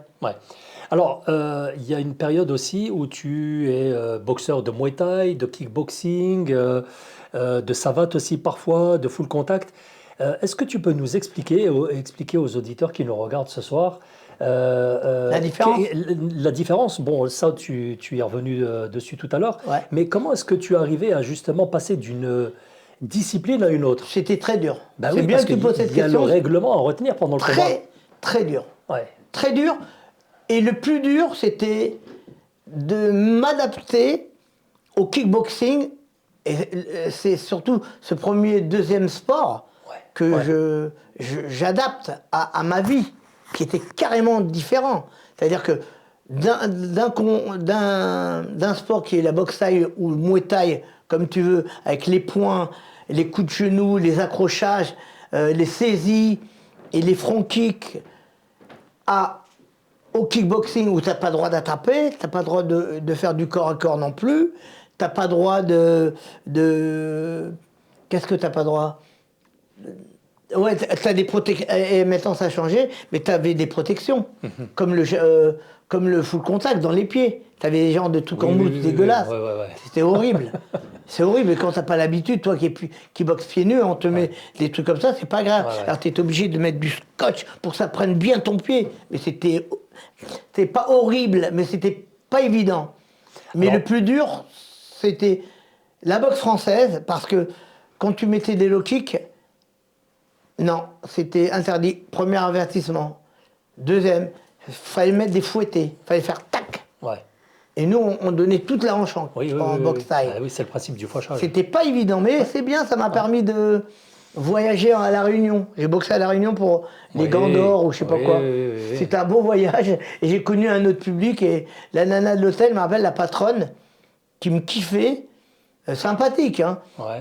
Elle m'a dit, reste. Et je te laisse la suite pendant 1 mois. J'ai dit, j'ai une vie, hein. J'ai ma mère, j'ai ma famille. Mais elle voulait que je reste. Et je m'entendais avec tout le monde. Moi, quand j'arrivais dans un hôtel, la première chose que je faisais quand je partais, attention, pas avec une équipe. Je suis pas là pour faire chier le monde. Quand je partais moi seul, en indépendant, quand j'arrivais à l'hôtel, je disais, je voulais rencontrer le directeur de l'hôtel, ou la directrice, et le chef des cuisines. C'était pour moi le plus important. Et après, quand je rencontrais le chef, c'est ce que je faisais direct. Et là, à La Réunion, c'était génial. Le chef, il m'avait kiffé, il me faisait des bons petits plats. Magnifique. C'était génial, ouais. Mais le full contact, c'était aussi très dur. Là, je te rejoins à ce que tu me disais. Là, c'est les coups de pied en haut de la ceinture. Et tu n'avais pas le droit de shooter dans les jambes. Et attention, ce que je faisais, moi, c'est des championnats du monde en kick et en full. En taille. En taille, c'est 5 rounds. En kick, boxing et en full contact, qui est la boxe américaine, où tu tapes avec les jambes au-dessus de la ceinture. Au-dessus de la ceinture, c'est des 12 rounds. De combien? 2 minutes, 3 minutes? 2 ou 3, je ne sais plus, je ne me rappelle plus. Mais c'est surtout 12 rounds. Alors à l'époque, c'est vrai que c'était spectaculaire, hein, tout le monde voulait s'y mettre au full contact. C'était spectaculaire. C'était dur. Avec les pantalons brillants, les pantalons, etc. On avait des pantalons. Mais c'était super. Moi, j'avais un cardio, alors ça allait. Mais 12 rounds comme en anglaise. Ça veut dire que tu montais sur le ring pour une demi-heure. Ben oui, mais surtout, ce que tu sais aussi bien que nous, c'est qu'en boxe thaï, il y a des temps morts quand même sur le ring. Les gens sont comme ça et aujourd'hui, il y a des temps morts. Un petit peu nous, regarde mes combats, il n'y avait pas de temps mort. Ça sonnait, on allait au charbon. Hein. Non, aujourd'hui, il y a des temps morts. Oui. Même des fois, même les jeunes, je les vois, ils baissent la tête, ils sont là. C'est ça, ils s'évaluent. Tu boxes, tu vas au charbon. Alors, il y a autre chose que j'aimerais aborder avec toi. J'ai découvert, mais je n'ai pas trouvé l'information, et j'aimerais vraiment que ça soit toi qui me la donne ou pas. J'ai entendu dire que tu animais une rubrique sur karaté Bushido, mais je n'ai pas trouvé l'info. Est-ce que c'est vrai, ça, ou pas? De quoi? Est-ce que tu animais une chronique ou une rubrique sur karaté? Avant, pas maintenant. Oui, avant. Ah ouais, comment tu as cherché où, ça? Écoute, j'ai cherché, j'ai trouvé, mais par contre, je ne l'ai pas trouvé chez Karaté Bushido. Mais comment tu courant? Eh bien, je l'ai vu dans une interview. Incroyable, j'ai eu l'idée. Non, en fait, c'est 2 personnes qui parlaient et il y en a une qui disait à l'autre, oui, mais c'était à l'époque où il animait une chronique ou une rubrique sur Karaté Bushido. Et la chronique, c'était, comme je connais beaucoup de gens du cinéma et de la chanson, ben, je les invitais. Mais qu'est-ce que tu faisais? Je faisais des interviews.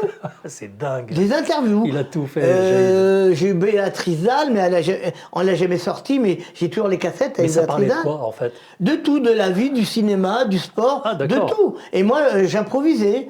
Alors, qu'est-ce que tu as fait? Je faisais d'abord un petit questionnaire de 10 questions. Après, je partais en vrille.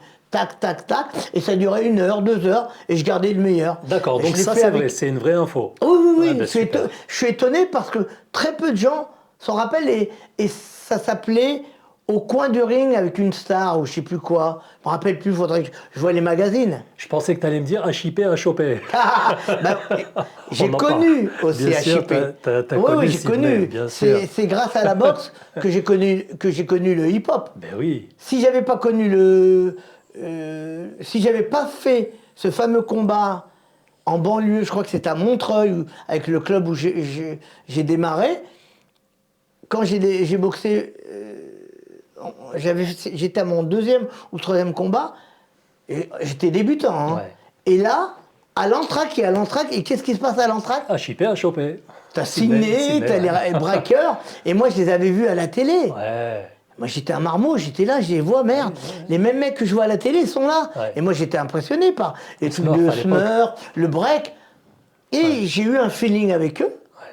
Moi j'aurais donné ce que j'avais avec la boxe thaïlandaise, et eux ils m'ont donné le hip-hop. C'est pour ça que j'ai toujours eu les deux. J'ai eu le hip-hop au début des années 80 et la boxe thaïlandaise. Alors, tu le disais, tu es né en 62, donc je présume que lorsque tu avais 10 ans, 20 ans, ton style de musique, c'était plus rock, soul, un petit peu moins la funk? Non, mes sœurs écoutaient beaucoup du Dean Martin, des Maria Makeba, des Frank Sinatra, Tu savais que Myriam Makeba était algérienne? Elle a obtenu la nationalité algérienne. En Afrique du Sud, ils sont connectés avec l'Algérie. Bien sûr. Mais bien sûr. Et j'ai grandi, moi, avec mes sœurs. J'ai eu 5 sœurs. Et avec mes sœurs, ils m'ont beaucoup apporté dans la culture. Déjà, ils lisaient des livres. Et nous, on est tout petits, on voit les grands de chez toi, de ta famille, tes proches, en train de prendre un livre comme celui-là, tombe bien, ce livre qui est de Vincent Petit-Demange, et je voulais en parler, c'est un livre qui me tient à cœur, c'est un peu du Céline, et c'était plutôt, je suis désolé, c'était le frère de ma copine, Caroline, et qui a écrit un livre, malheureusement, magnifique. Je sais pas si tu lis un peu ou pas. Bien sûr. Je vais te l'offrir après. Super. Et je voudrais qu'on en parle Allez, vas-y. plus. Vas-y. Pas qu'aujourd'hui, je veux qu'on en parle parce que Télérama a fait un super papier. L'écrivaine, comment s'appelle, Nothomb, Amélie Nothomb, elle nous a envoyé, un mot. je dis à nous, à sa famille un mot parce qu'elle a adoré le livre. Il y a pas mal de gens qui commencent à en parler et pour moi c'est une fierté d'avoir, tu vois, je suis ému. T'es ému, oui, on le voit. Quel beau livre, quel beau livre. Parle-nous un petit peu de la personne. Et pour être franc, je suis arrivé à la moitié, j'ai bloqué. Mais il est magnifique et je pense qu'il faut le lire. Qui est la personne? Comment? Est-ce que tu peux nous en parler un petit peu? Qui est la personne? Oui, excuse-moi. C'est le frère de ma copine. Oui. Et oui, alors, raconte-nous un petit peu son histoire. Il s'est suicidé. Et je ne vais pas trop en dire, il s'est suicidé, mais il a écrit ce fameux livre qui est resté dans l'ordinateur, que les parents ont retrouvé. Oh, ça doit être un choc pour eux, les pauvres. C'est son héritage, en fait. C'est leur héritage. Je ne vais pas me permettre de voler ce qui ne m'appartient pas, mais je veux me l'accaparer aussi. Mais c'est un livre magnifique, et je le redis, je suis juste depuis des mois et des mois à la moitié du livre, mais je vais recommencer à repartir du début et le relire. Mais je vous conseille, c'est un livre magnifique d'une personne qui était peut-être dans un désarroi que je ne peux pas expliquer parce que je ne le connaissais pas, mais il faut que vous lisiez ce livre. En plus, le titre est magnifique, c'est Requiem au bout du jour. Tu vois, j'arrive. Requiem au bout du jour. Très beau livre, très beau titre, et j'espère que. Stop, on arrête. Non, mais c'est bon. J'espère que vous allez le lire. Je vais te l'offrir après. Tu as tout à fait raison d'en parler. C'est un petit clin d'œil à ce personnage. Et évidemment, on pense à sa famille. Ouais, à Vincent Petit-Demange. Et ses parents font beaucoup de promos, et à chaque coup je vois les parents faire la promo, ça me touche. parce que c'est normal. C'est leur normal. héritage et ils font partager à tout le monde. C'est normal. C'est magnifique. En tout cas, merci de parler de lui ici dans cette émission et tu as eu tout à fait raison de le faire.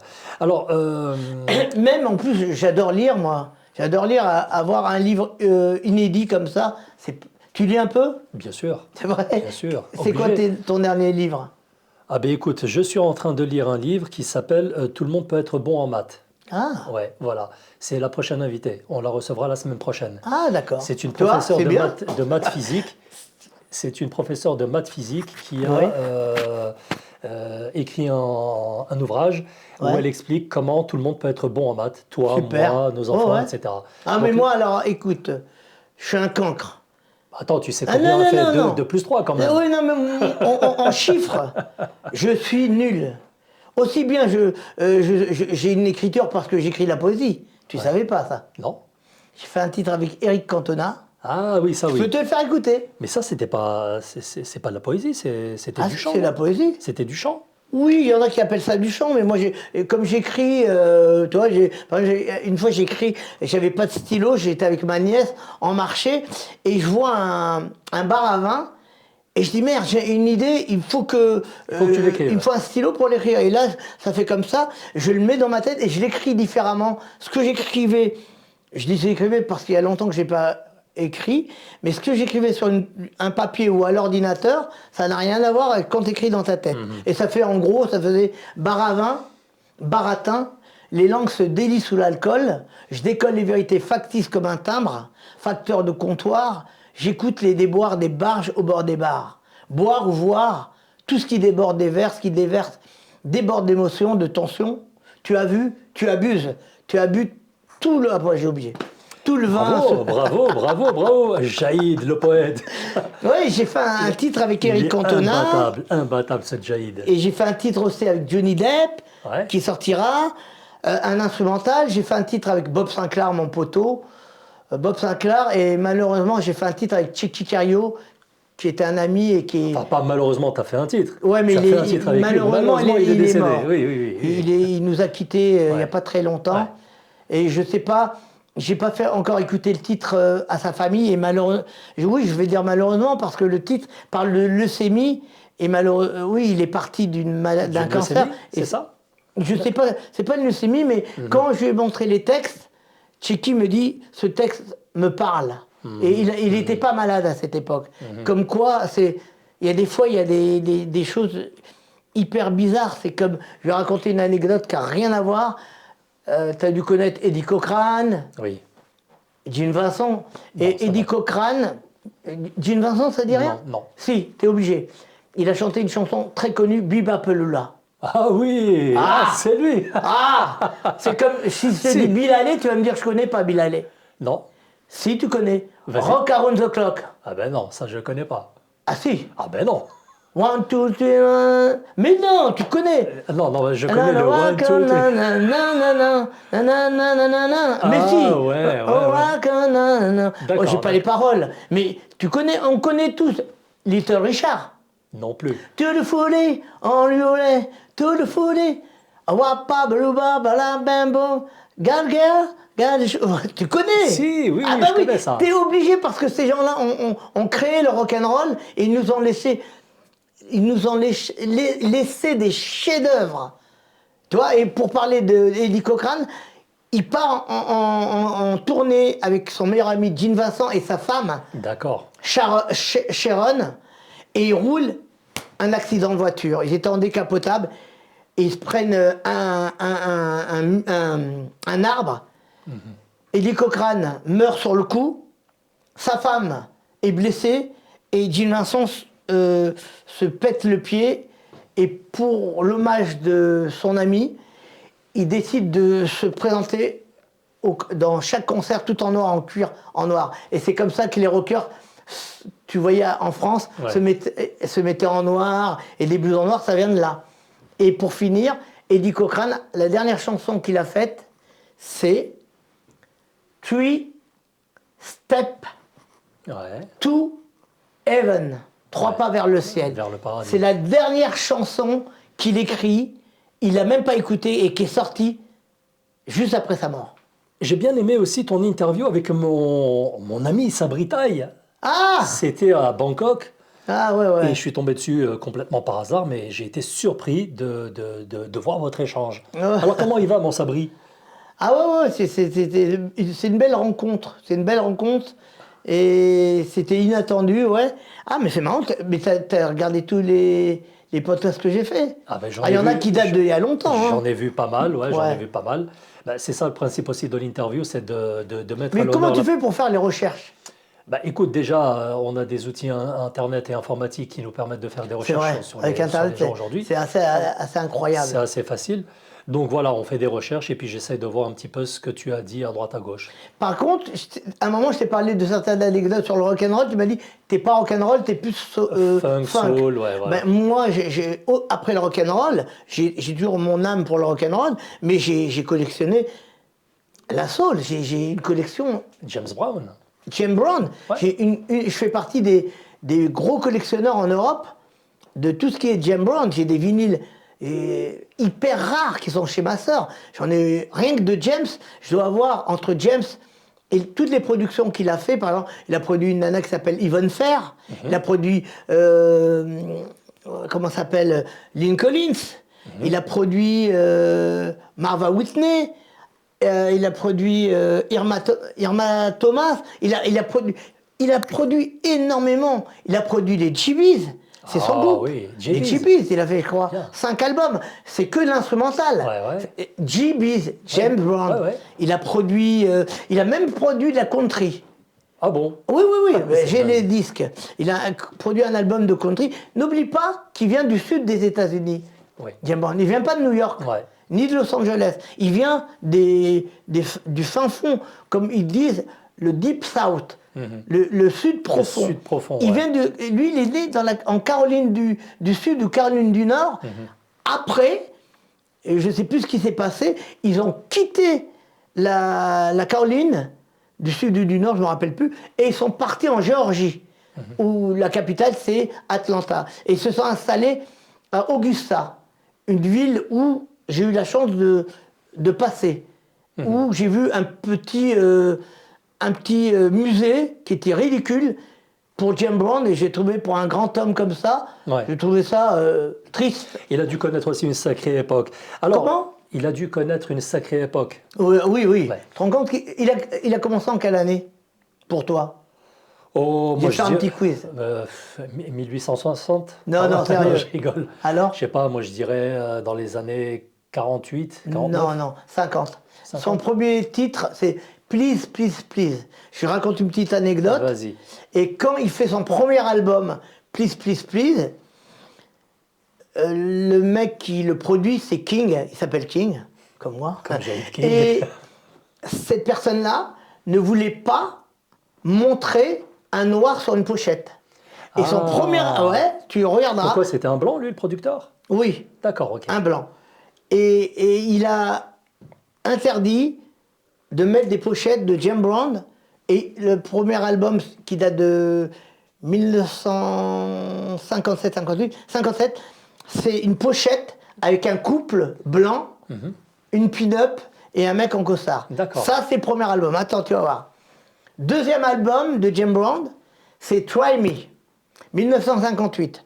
Cet album, pareil, ils ont mis une femme blanche. Tu vois? Troisième album, Pareil. qu'est-ce qu'ils mettent? Ah oui, ils disent à James Bond, et ils le laissent faire la pochette quand même, et il met un bébé blanc. Et là, c'est là qu'arrive le scandale. Parce qu'il fait une chanson qui s'appelle Think, et quand tu écoutes les paroles, et il met sur la pochette, ah, vous voulez que je mette un blanc?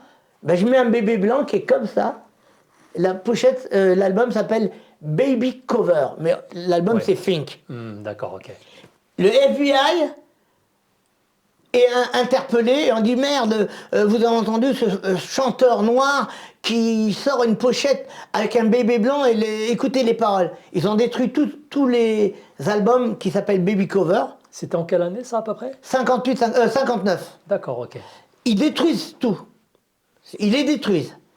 Et il en reste quelques-uns, dont moi j'en ai un. D'accord, ok. Et ça, ça a donné l'idée à James Brown. Il a dit ok, maintenant vous voulez pas que je mette mon art, comment on dit, artistique, ma touche artistique. Ok, pas de problème. Mais maintenant, si vous voulez que je sorte, comme l'album a été détruit, on a encore les bandes, on va en faire une nouvelle pochette. Et qu'est-ce qu'il a fait, James Brown? Il a mis sa tête dans le second, troisième album, quatrième, on va dire. 1, 2, 3, ouais, quatrième. Et c'est que des têtes de James Brown, et on voit James Brown comme ça. Et il y en a, je sais pas, une quarantaine. Et c'est comme ça qu'il s'est permis de faire un pied de nez à l'industrie du disque. Ouais. Et après, on l'a reconnu. Jaïd, ta carrière de boxeur a été extrêmement longue avec des participations dans plein de compétitions, des disciplines différentes. Comment est-ce que tu as décidé de mettre un terme à ta carrière et comment est-ce que tu l'as fait? Il me semble que c'était sur un ring. Ben premièrement, c'est pas prévu. Et ce qui est bizarre, c'est que quand je revois dans ma tête les images et j'ai l'idée d'arrêter la boxe, c'est-à-dire là, quand j'arrête la boxe thaïlandaise, c'était un dernier combat contre un Thaï, c'était à Nanterre, comme moi, j'ai démarré sans savoir, comme je t'avais dit tout à l'heure, à Nanterre. À Nanterre, et j'arrête à Nanterre, mais c'est pas prévu du tout. C'est que j'ai un flash, et je dis à Daniel Lalouche, tu peux me passer le micro? Il me dit, ben dis-moi, je vais faire l'annonce pour toi. J'ai dit, non, donne-moi le micro. Et il m'a donné le micro, et j'ai dit à mon public, merci à mon public. Déjà, quand j'ai dit ça, je sentais un silence, et je dis, c'est grâce à vous, ce que j'ai vécu pendant toutes ces années, en France ou même à l'étranger, en tout cas avec mon public français. Et j'ai décidé aujourd'hui, à l'instant, d'arrêter la boxe. J'arrête complètement. Ça veut dire qu'à l'issue de ce combat, avant de monter sur le ring, tu savais pas que tu allais faire l'annonce? Pas du tout. Mais c'est incroyable ça, Jaïd, mais qu'est-ce qui t'a pris?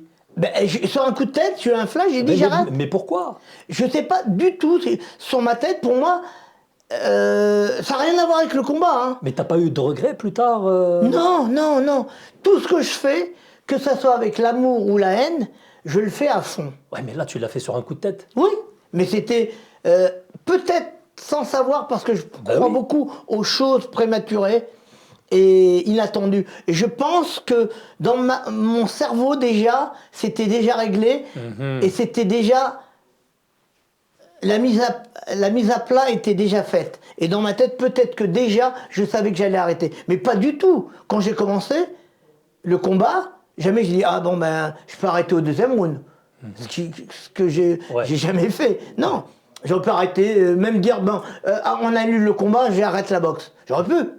Non, j'étais jusqu'au bout à Nanterre, j'ai fait ce qu'il y avait à faire, j'ai respecté mon engagement et j'étais jusqu'au bout. Même Couider pourra le dire, hein, et c'est chez lui que j'ai démarré et c'est chez lui que j'ai arrêté, tu vois. Et j'ai arrêté sur un coup de tête, j'ai dit bon là stop.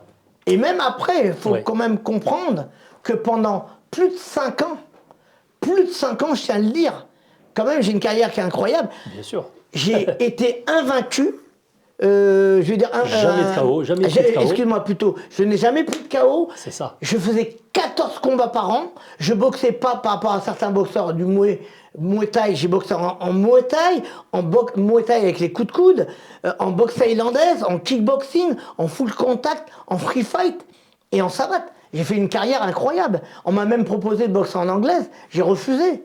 En anglaise, j'aurais pu boxer en anglaise, ça m'intéressait pas.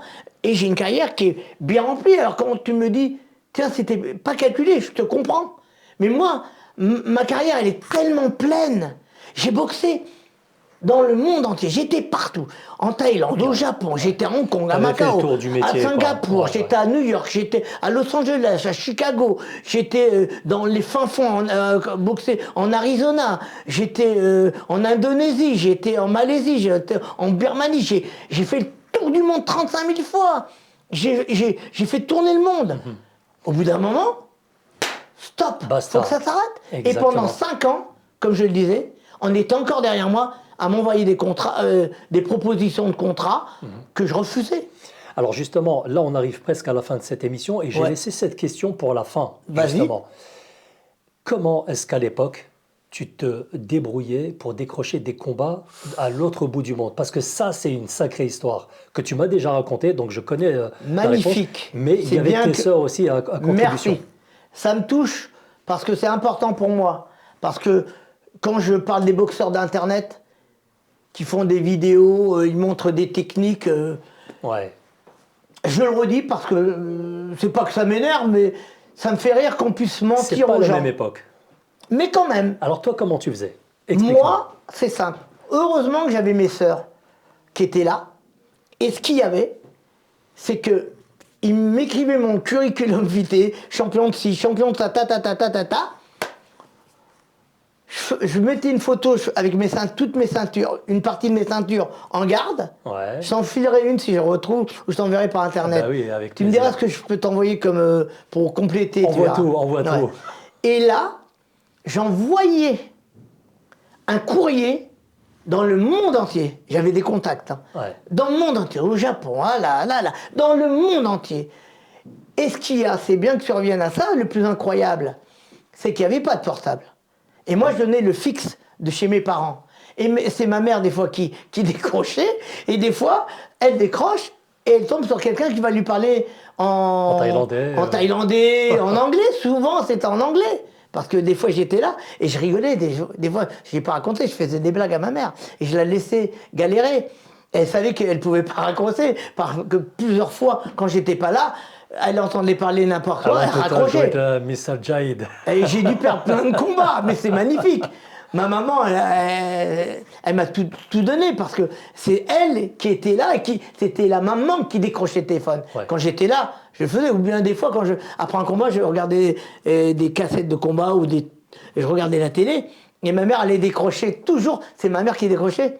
Ah oui, c'est pour toi. Ah, j'ai dit, au moins ça, je vais pas le rater. Et des fois, on m'envoyait un courrier. C'est ça que tu ne sais pas, c'est qu'on m'envoyait un courrier, on me disait, on a essayé de vous joindre. Ouais. Et là, on trouvait, tu te rends compte, des horaires et des moments pour pouvoir Discuter savoir au à quel téléphone. moment. Ouais. Et quand on m'invitait, parce qu'il fallait qu'il me paye les billets d'avion, ou il fallait qu'il l'envoie chez ma mère, il fallait trouver la bonne date. C'était un casse-tête incroyable, mais je l'ai fait. Et je suis super heureux. Parce qu'aujourd'hui, la facilité qu'ils ont, que nous, on n'avait pas, ça nous a rendus forts.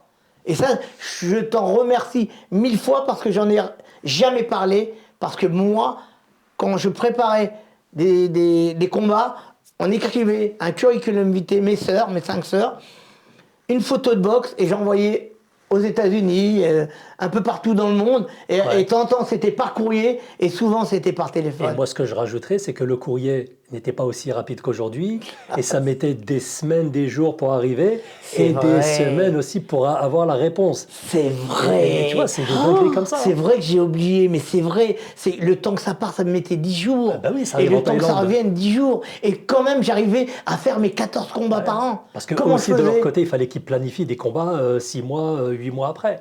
Ah, et je tiens, par contre, à remercier la WK de l'époque, la fédération WK de kickboxing et de full contact, et l'ISK qui m'ont soutenu.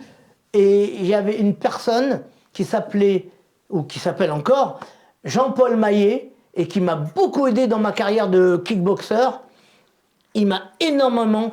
Et des fois, on le contactait parce qu'il faisait partie de la WK, et des fois, lui m'appelait.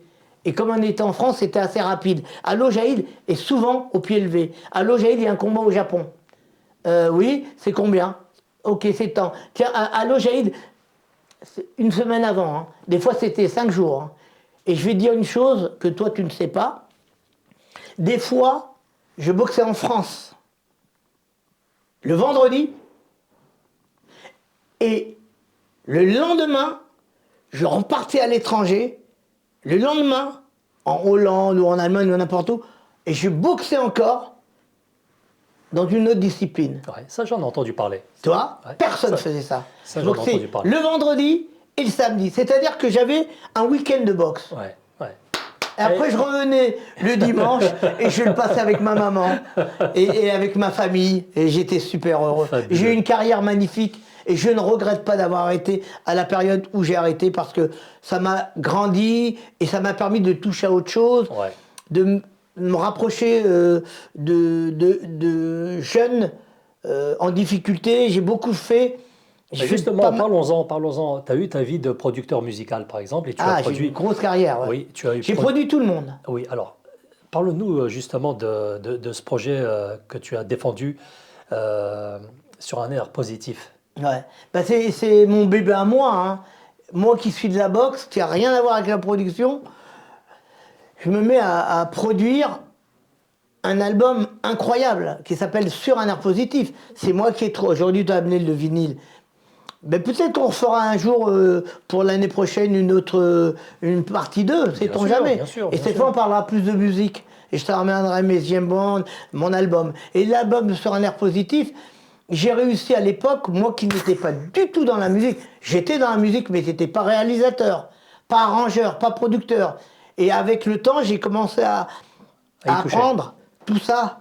Et j'ai eu la chance d'avoir un bras droit, c'était à l'époque un ami qui s'appelle DJ Bomb, du Troisième Œil de Marseille, un gros groupe de Marseille qui était produit par Akhenaton ou par IAM, je ne me rappelle plus. Et DJ Bomb, Pascal Chotan, qui est mon pote encore aujourd'hui, avec lui on produisait la musique. Moi j'écoutais, je dis tiens, faut mettre une guitare, tiens, sur un titre, j'ai dit tiens, mets un charlet. Tu sais ce que c'est, charlet? Ouais. J'ai dit tiens, un charlet, remets un deuxième. Il me dit mais personne fait ça. J'ai dit oui, mais qui nous interdit? Mais je ne suis pas les autres. Oui, et on fait 2 charlets, 3 charlets. Et sur un titre, on a mis 3 charlets. Et on faisait des sons différents de ce que d'autres ne faisaient pas. Et surtout, j'ai produit des gens, aujourd'hui ils sont connus. J'ai produit Roth, c'est une superstar aujourd'hui. J'ai produit Alonso du groupe Psychaderim. J'ai produit Soprano, j'ai même des titres inédits. J'ai produit Solar, j'ai produit IAM, j'ai produit Funky Family, 113, This is La Peste, Diams avant qu'elle soit connue, Funky Family, le groupe Assassin, Dave Bond, Karine, Faudel, Chem Mami, Ice-T. J'ai produit les plus grands en n'étant pas producteur. Qu'est-ce que tu veux que je dise? Ben je me dis merci me. Bien sûr, Thank you very much me. Je l'ai fait et je continue à essayer toujours d'avoir des idées et rebondir. Et je me mets toujours en disant que il y a toujours des choses qui ne sont pas dans ton domaine, mais qu'il faut essayer. La preuve, j'ai fait un album magnifique. Et j'étais pas producteur, j'étais pas réalisateur, j'étais pas arrangeur, j'ai tout fait. J'ai produit, c'est moi qui réservais les hôtels avec la maison 10 pour les mecs. Pour finir avec ça, on va travailler avec un artiste de la Funky Family. On travaille avec Funky Family, on fait un titre. Et le lendemain, je l'appelle dans le Shoah. Je lui dis écoute, il me reste un jour de studio, ça te dirait de faire un titre avec une petite jeune qui n'est pas connue? Il me dit oui, mais avec grand plaisir, mais c'est qui? Et je lui dis elle est plus connue dans Underground. Il me dit oui, pourquoi pas, mais je veux savoir qui c'est. C'était des stars, hein, la Funky à l'époque. Ouais. Et je lui dis elle s'appelle Mélanie Diams. Ah, je la connais elle était dans Underground, elle était connue. Il me dit ok.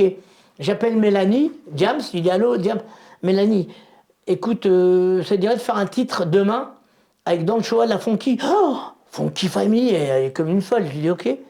Elle me dit ok. Je fais payer le billet d'avion le lendemain. Elle vient dans l'après-midi ou dans la matinée. Elle arrive, on se retrouve en studio. Nous, Bomb et moi, on fait la musique. Eux, de leur côté, n'ont pas la musique, mais ils trouvent les paroles. Et je te l'enverrai, c'est moi le producteur, tu peux le mettre, le son. Vas-y. Et ça commence. Moi, tu pourras mettre les titres que tu veux. Ça, moi, c'est moi le producteur. C'est moi qui les produis. Et ça fait. Pourquoi t'en as pas mis? C'est Dan Shoah qui fait ça. Ouais. Et elle a dit. Parce que tu m'as pas demandé l'ami. Et ça fait tac, tac, tac, tac. Ouais. Et après, le son arrive, ils écoutent le son. Waouh! Et boum! Et le lendemain matin. C'est plié et c'est dans la boîte. Et on l'a fait. Mais, je tiens encore à dire, j'ai travaillé avec tout le monde, avec vraiment Assassin, avec beaucoup d'artistes, À chaque coup, c'était une aventure différente. Et ce qui est incroyable, c'est quand j'ai travaillé avec les mecs de la Fonky, c'était génial. Que ça avec Luciano, que ça soit avec Sat, c'était toujours différent. Et les mecs, par exemple, Sat, il arrive en studio, il me dit, bon, je vais faire des pompes. Il savait que j'étais boxeur. Il fait des pompes et j'ai filmé tout ça. Et ça, tout ça, c'est filmé. Après, il dit là, on y va. Et après, il prend le micro et il improvise et il me sort un texte incroyable. Laura Luciano, pareil. Il me fait une dinguerie. J'ai passé des moments. J'ai enregistré de 1998 à 2001, mon dernier enregistrement. 3 ans. Personne ne fait ça. Et un jour, je croise dans une soirée, je sortais beaucoup, Bernard Lavilliers, et j'étais toujours dans mon album, et je parle avec lui, on me présente, il adorait la boxe et tout. Et je lui dis, ouais, j'ai les boules, parce que c'est long, ça fait presque 3 ans que je suis sur mon album, j'enregistre avec plusieurs artistes. Il me dit, écoute, on se connaît pas, tu sais combien de temps je mets pour enregistrer? Bernard Lavilliers, hein. C'est la première fois que je le dis. Il me dit, je mets 2 ans et je suis seul. Ça m'a fait du bien de parler avec Bernard Lavilliers. Et là, il m'a détendu. Ça, c'est vrai que c'est la réalité aussi de la production musicale. C'est long, c'est dur. Long. Mais j'ai eu la chance d'avoir une boîte qui m'a soutenu, Virgin, c'est eux qui payaient. Ouais. Et ils me suivaient.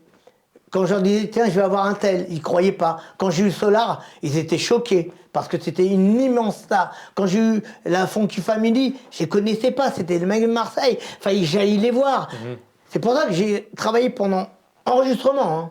Et cet album, il m'a donné, à un moment quand j'étais énervé, je dis, il m'a pris. Non, il m'a donné, et non pas pris, il m'a donné 7 ans de travail. 7 ans. 7 ans de bonheur. De bonheur complet. Bon. Et j'ai voyagé énormément. Quand j'ai été chez Ice-T pour faire le titre, pour finir l'anecdote avec Ice-T, il me fait venir à Los Angeles et on va manger, on se voit et tout se passe super, génial. Le premier jour, il m'appelle mais pour autre chose. Alors moi, quand il m'appelle le premier jour, à Bombe et à mon neveu Tariq Sedak qui est avec moi, et c'est lui qui filmait, j'ai dit, bon, bah écoute, on va travailler avec Ice-T, là, il vient m'appeler. Rien, le premier jour. Deuxième jour, il m'appelle, on va manger, on va faire ça. Troisième, rien. Pendant 10 jours, rien. Et le 10e jour, il me dit, allez, on travaille. Et là, pareil, c'est filmé. Il arrive en studio, il écoute la musique qu'on a fait avec DJ Bomb, et il écoute la voix de Chem Mami qui chante en arabe. Il dit, j'ai jamais vu ça. Il écoute ça, et là, il écrit le texte. En direct, en écoutant la musique et écoutant la voix de chez Mamie, il adore. C'est presque la fin de cette émission.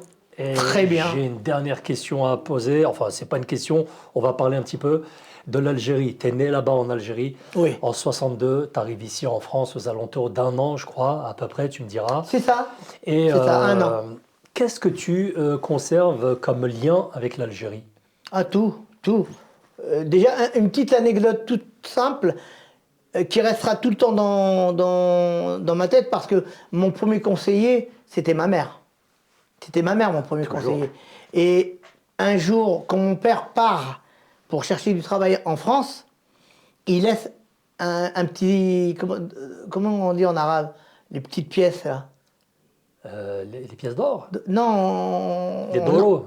Doro. Doro, c'est 5 centimes. Et ça reste dans ma tête. Ouais. Il lui laisse ça. Des doros. T'as vu comment il n'y avait pas d'argent? Ouais.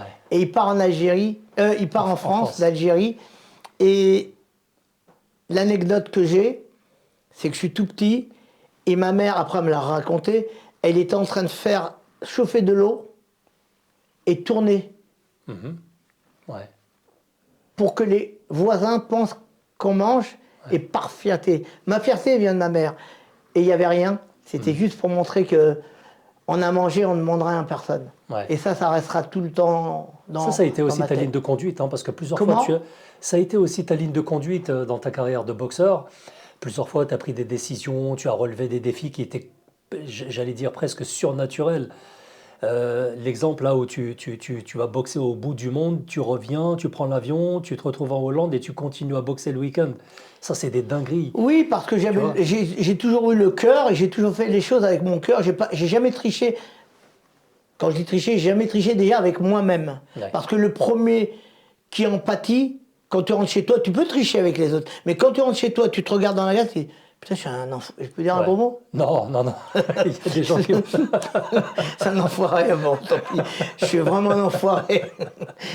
Mais quand je me regarde, je sais que tout ce que j'ai fait, je l'ai fait avec le cœur. Ouais. On m'aime, c'est bien, on me déteste, ça va rien changer. Ouais. Ma mère m'a toujours dit, les gens qui t'aiment, ils vont pas te construire de château. Ouais. Et les gens qui te détestent, ils vont pas te creuser de tombe. Ouais. Alors, tu Comme ça, m'aimes, t'es tu m'aimes tranquille. pas, ça va rien changer à ma vie. Tu vas Moi, je souvent, toi, continue. en Algérie? Comment? Tu y retournes de temps en temps? Oui, bien sûr. Ouais. Moi, je suis de Mossaganem. Ouais. Et là, ça fait la première fois de ma vie depuis que ma maman n'est plus là, parce que pour moi, c'était mon oncle, c'était tout, ma mère.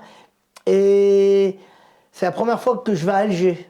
Ouais. C'est la première fois que j'avais mis les pieds, après le départ de ma mère, mettre les pieds à Alger et Ta dormir mère, sur Oran. Vous l'avez enterré à Ah oui, à Mostaganem? Mossaganem. Mon D'accord. papa, pareil. D'accord. Mes deux sœurs, pareil. J'ai perdu deux de mes sœurs d'un cancer. Celle qui écrivait les courriers et tout? Ouais.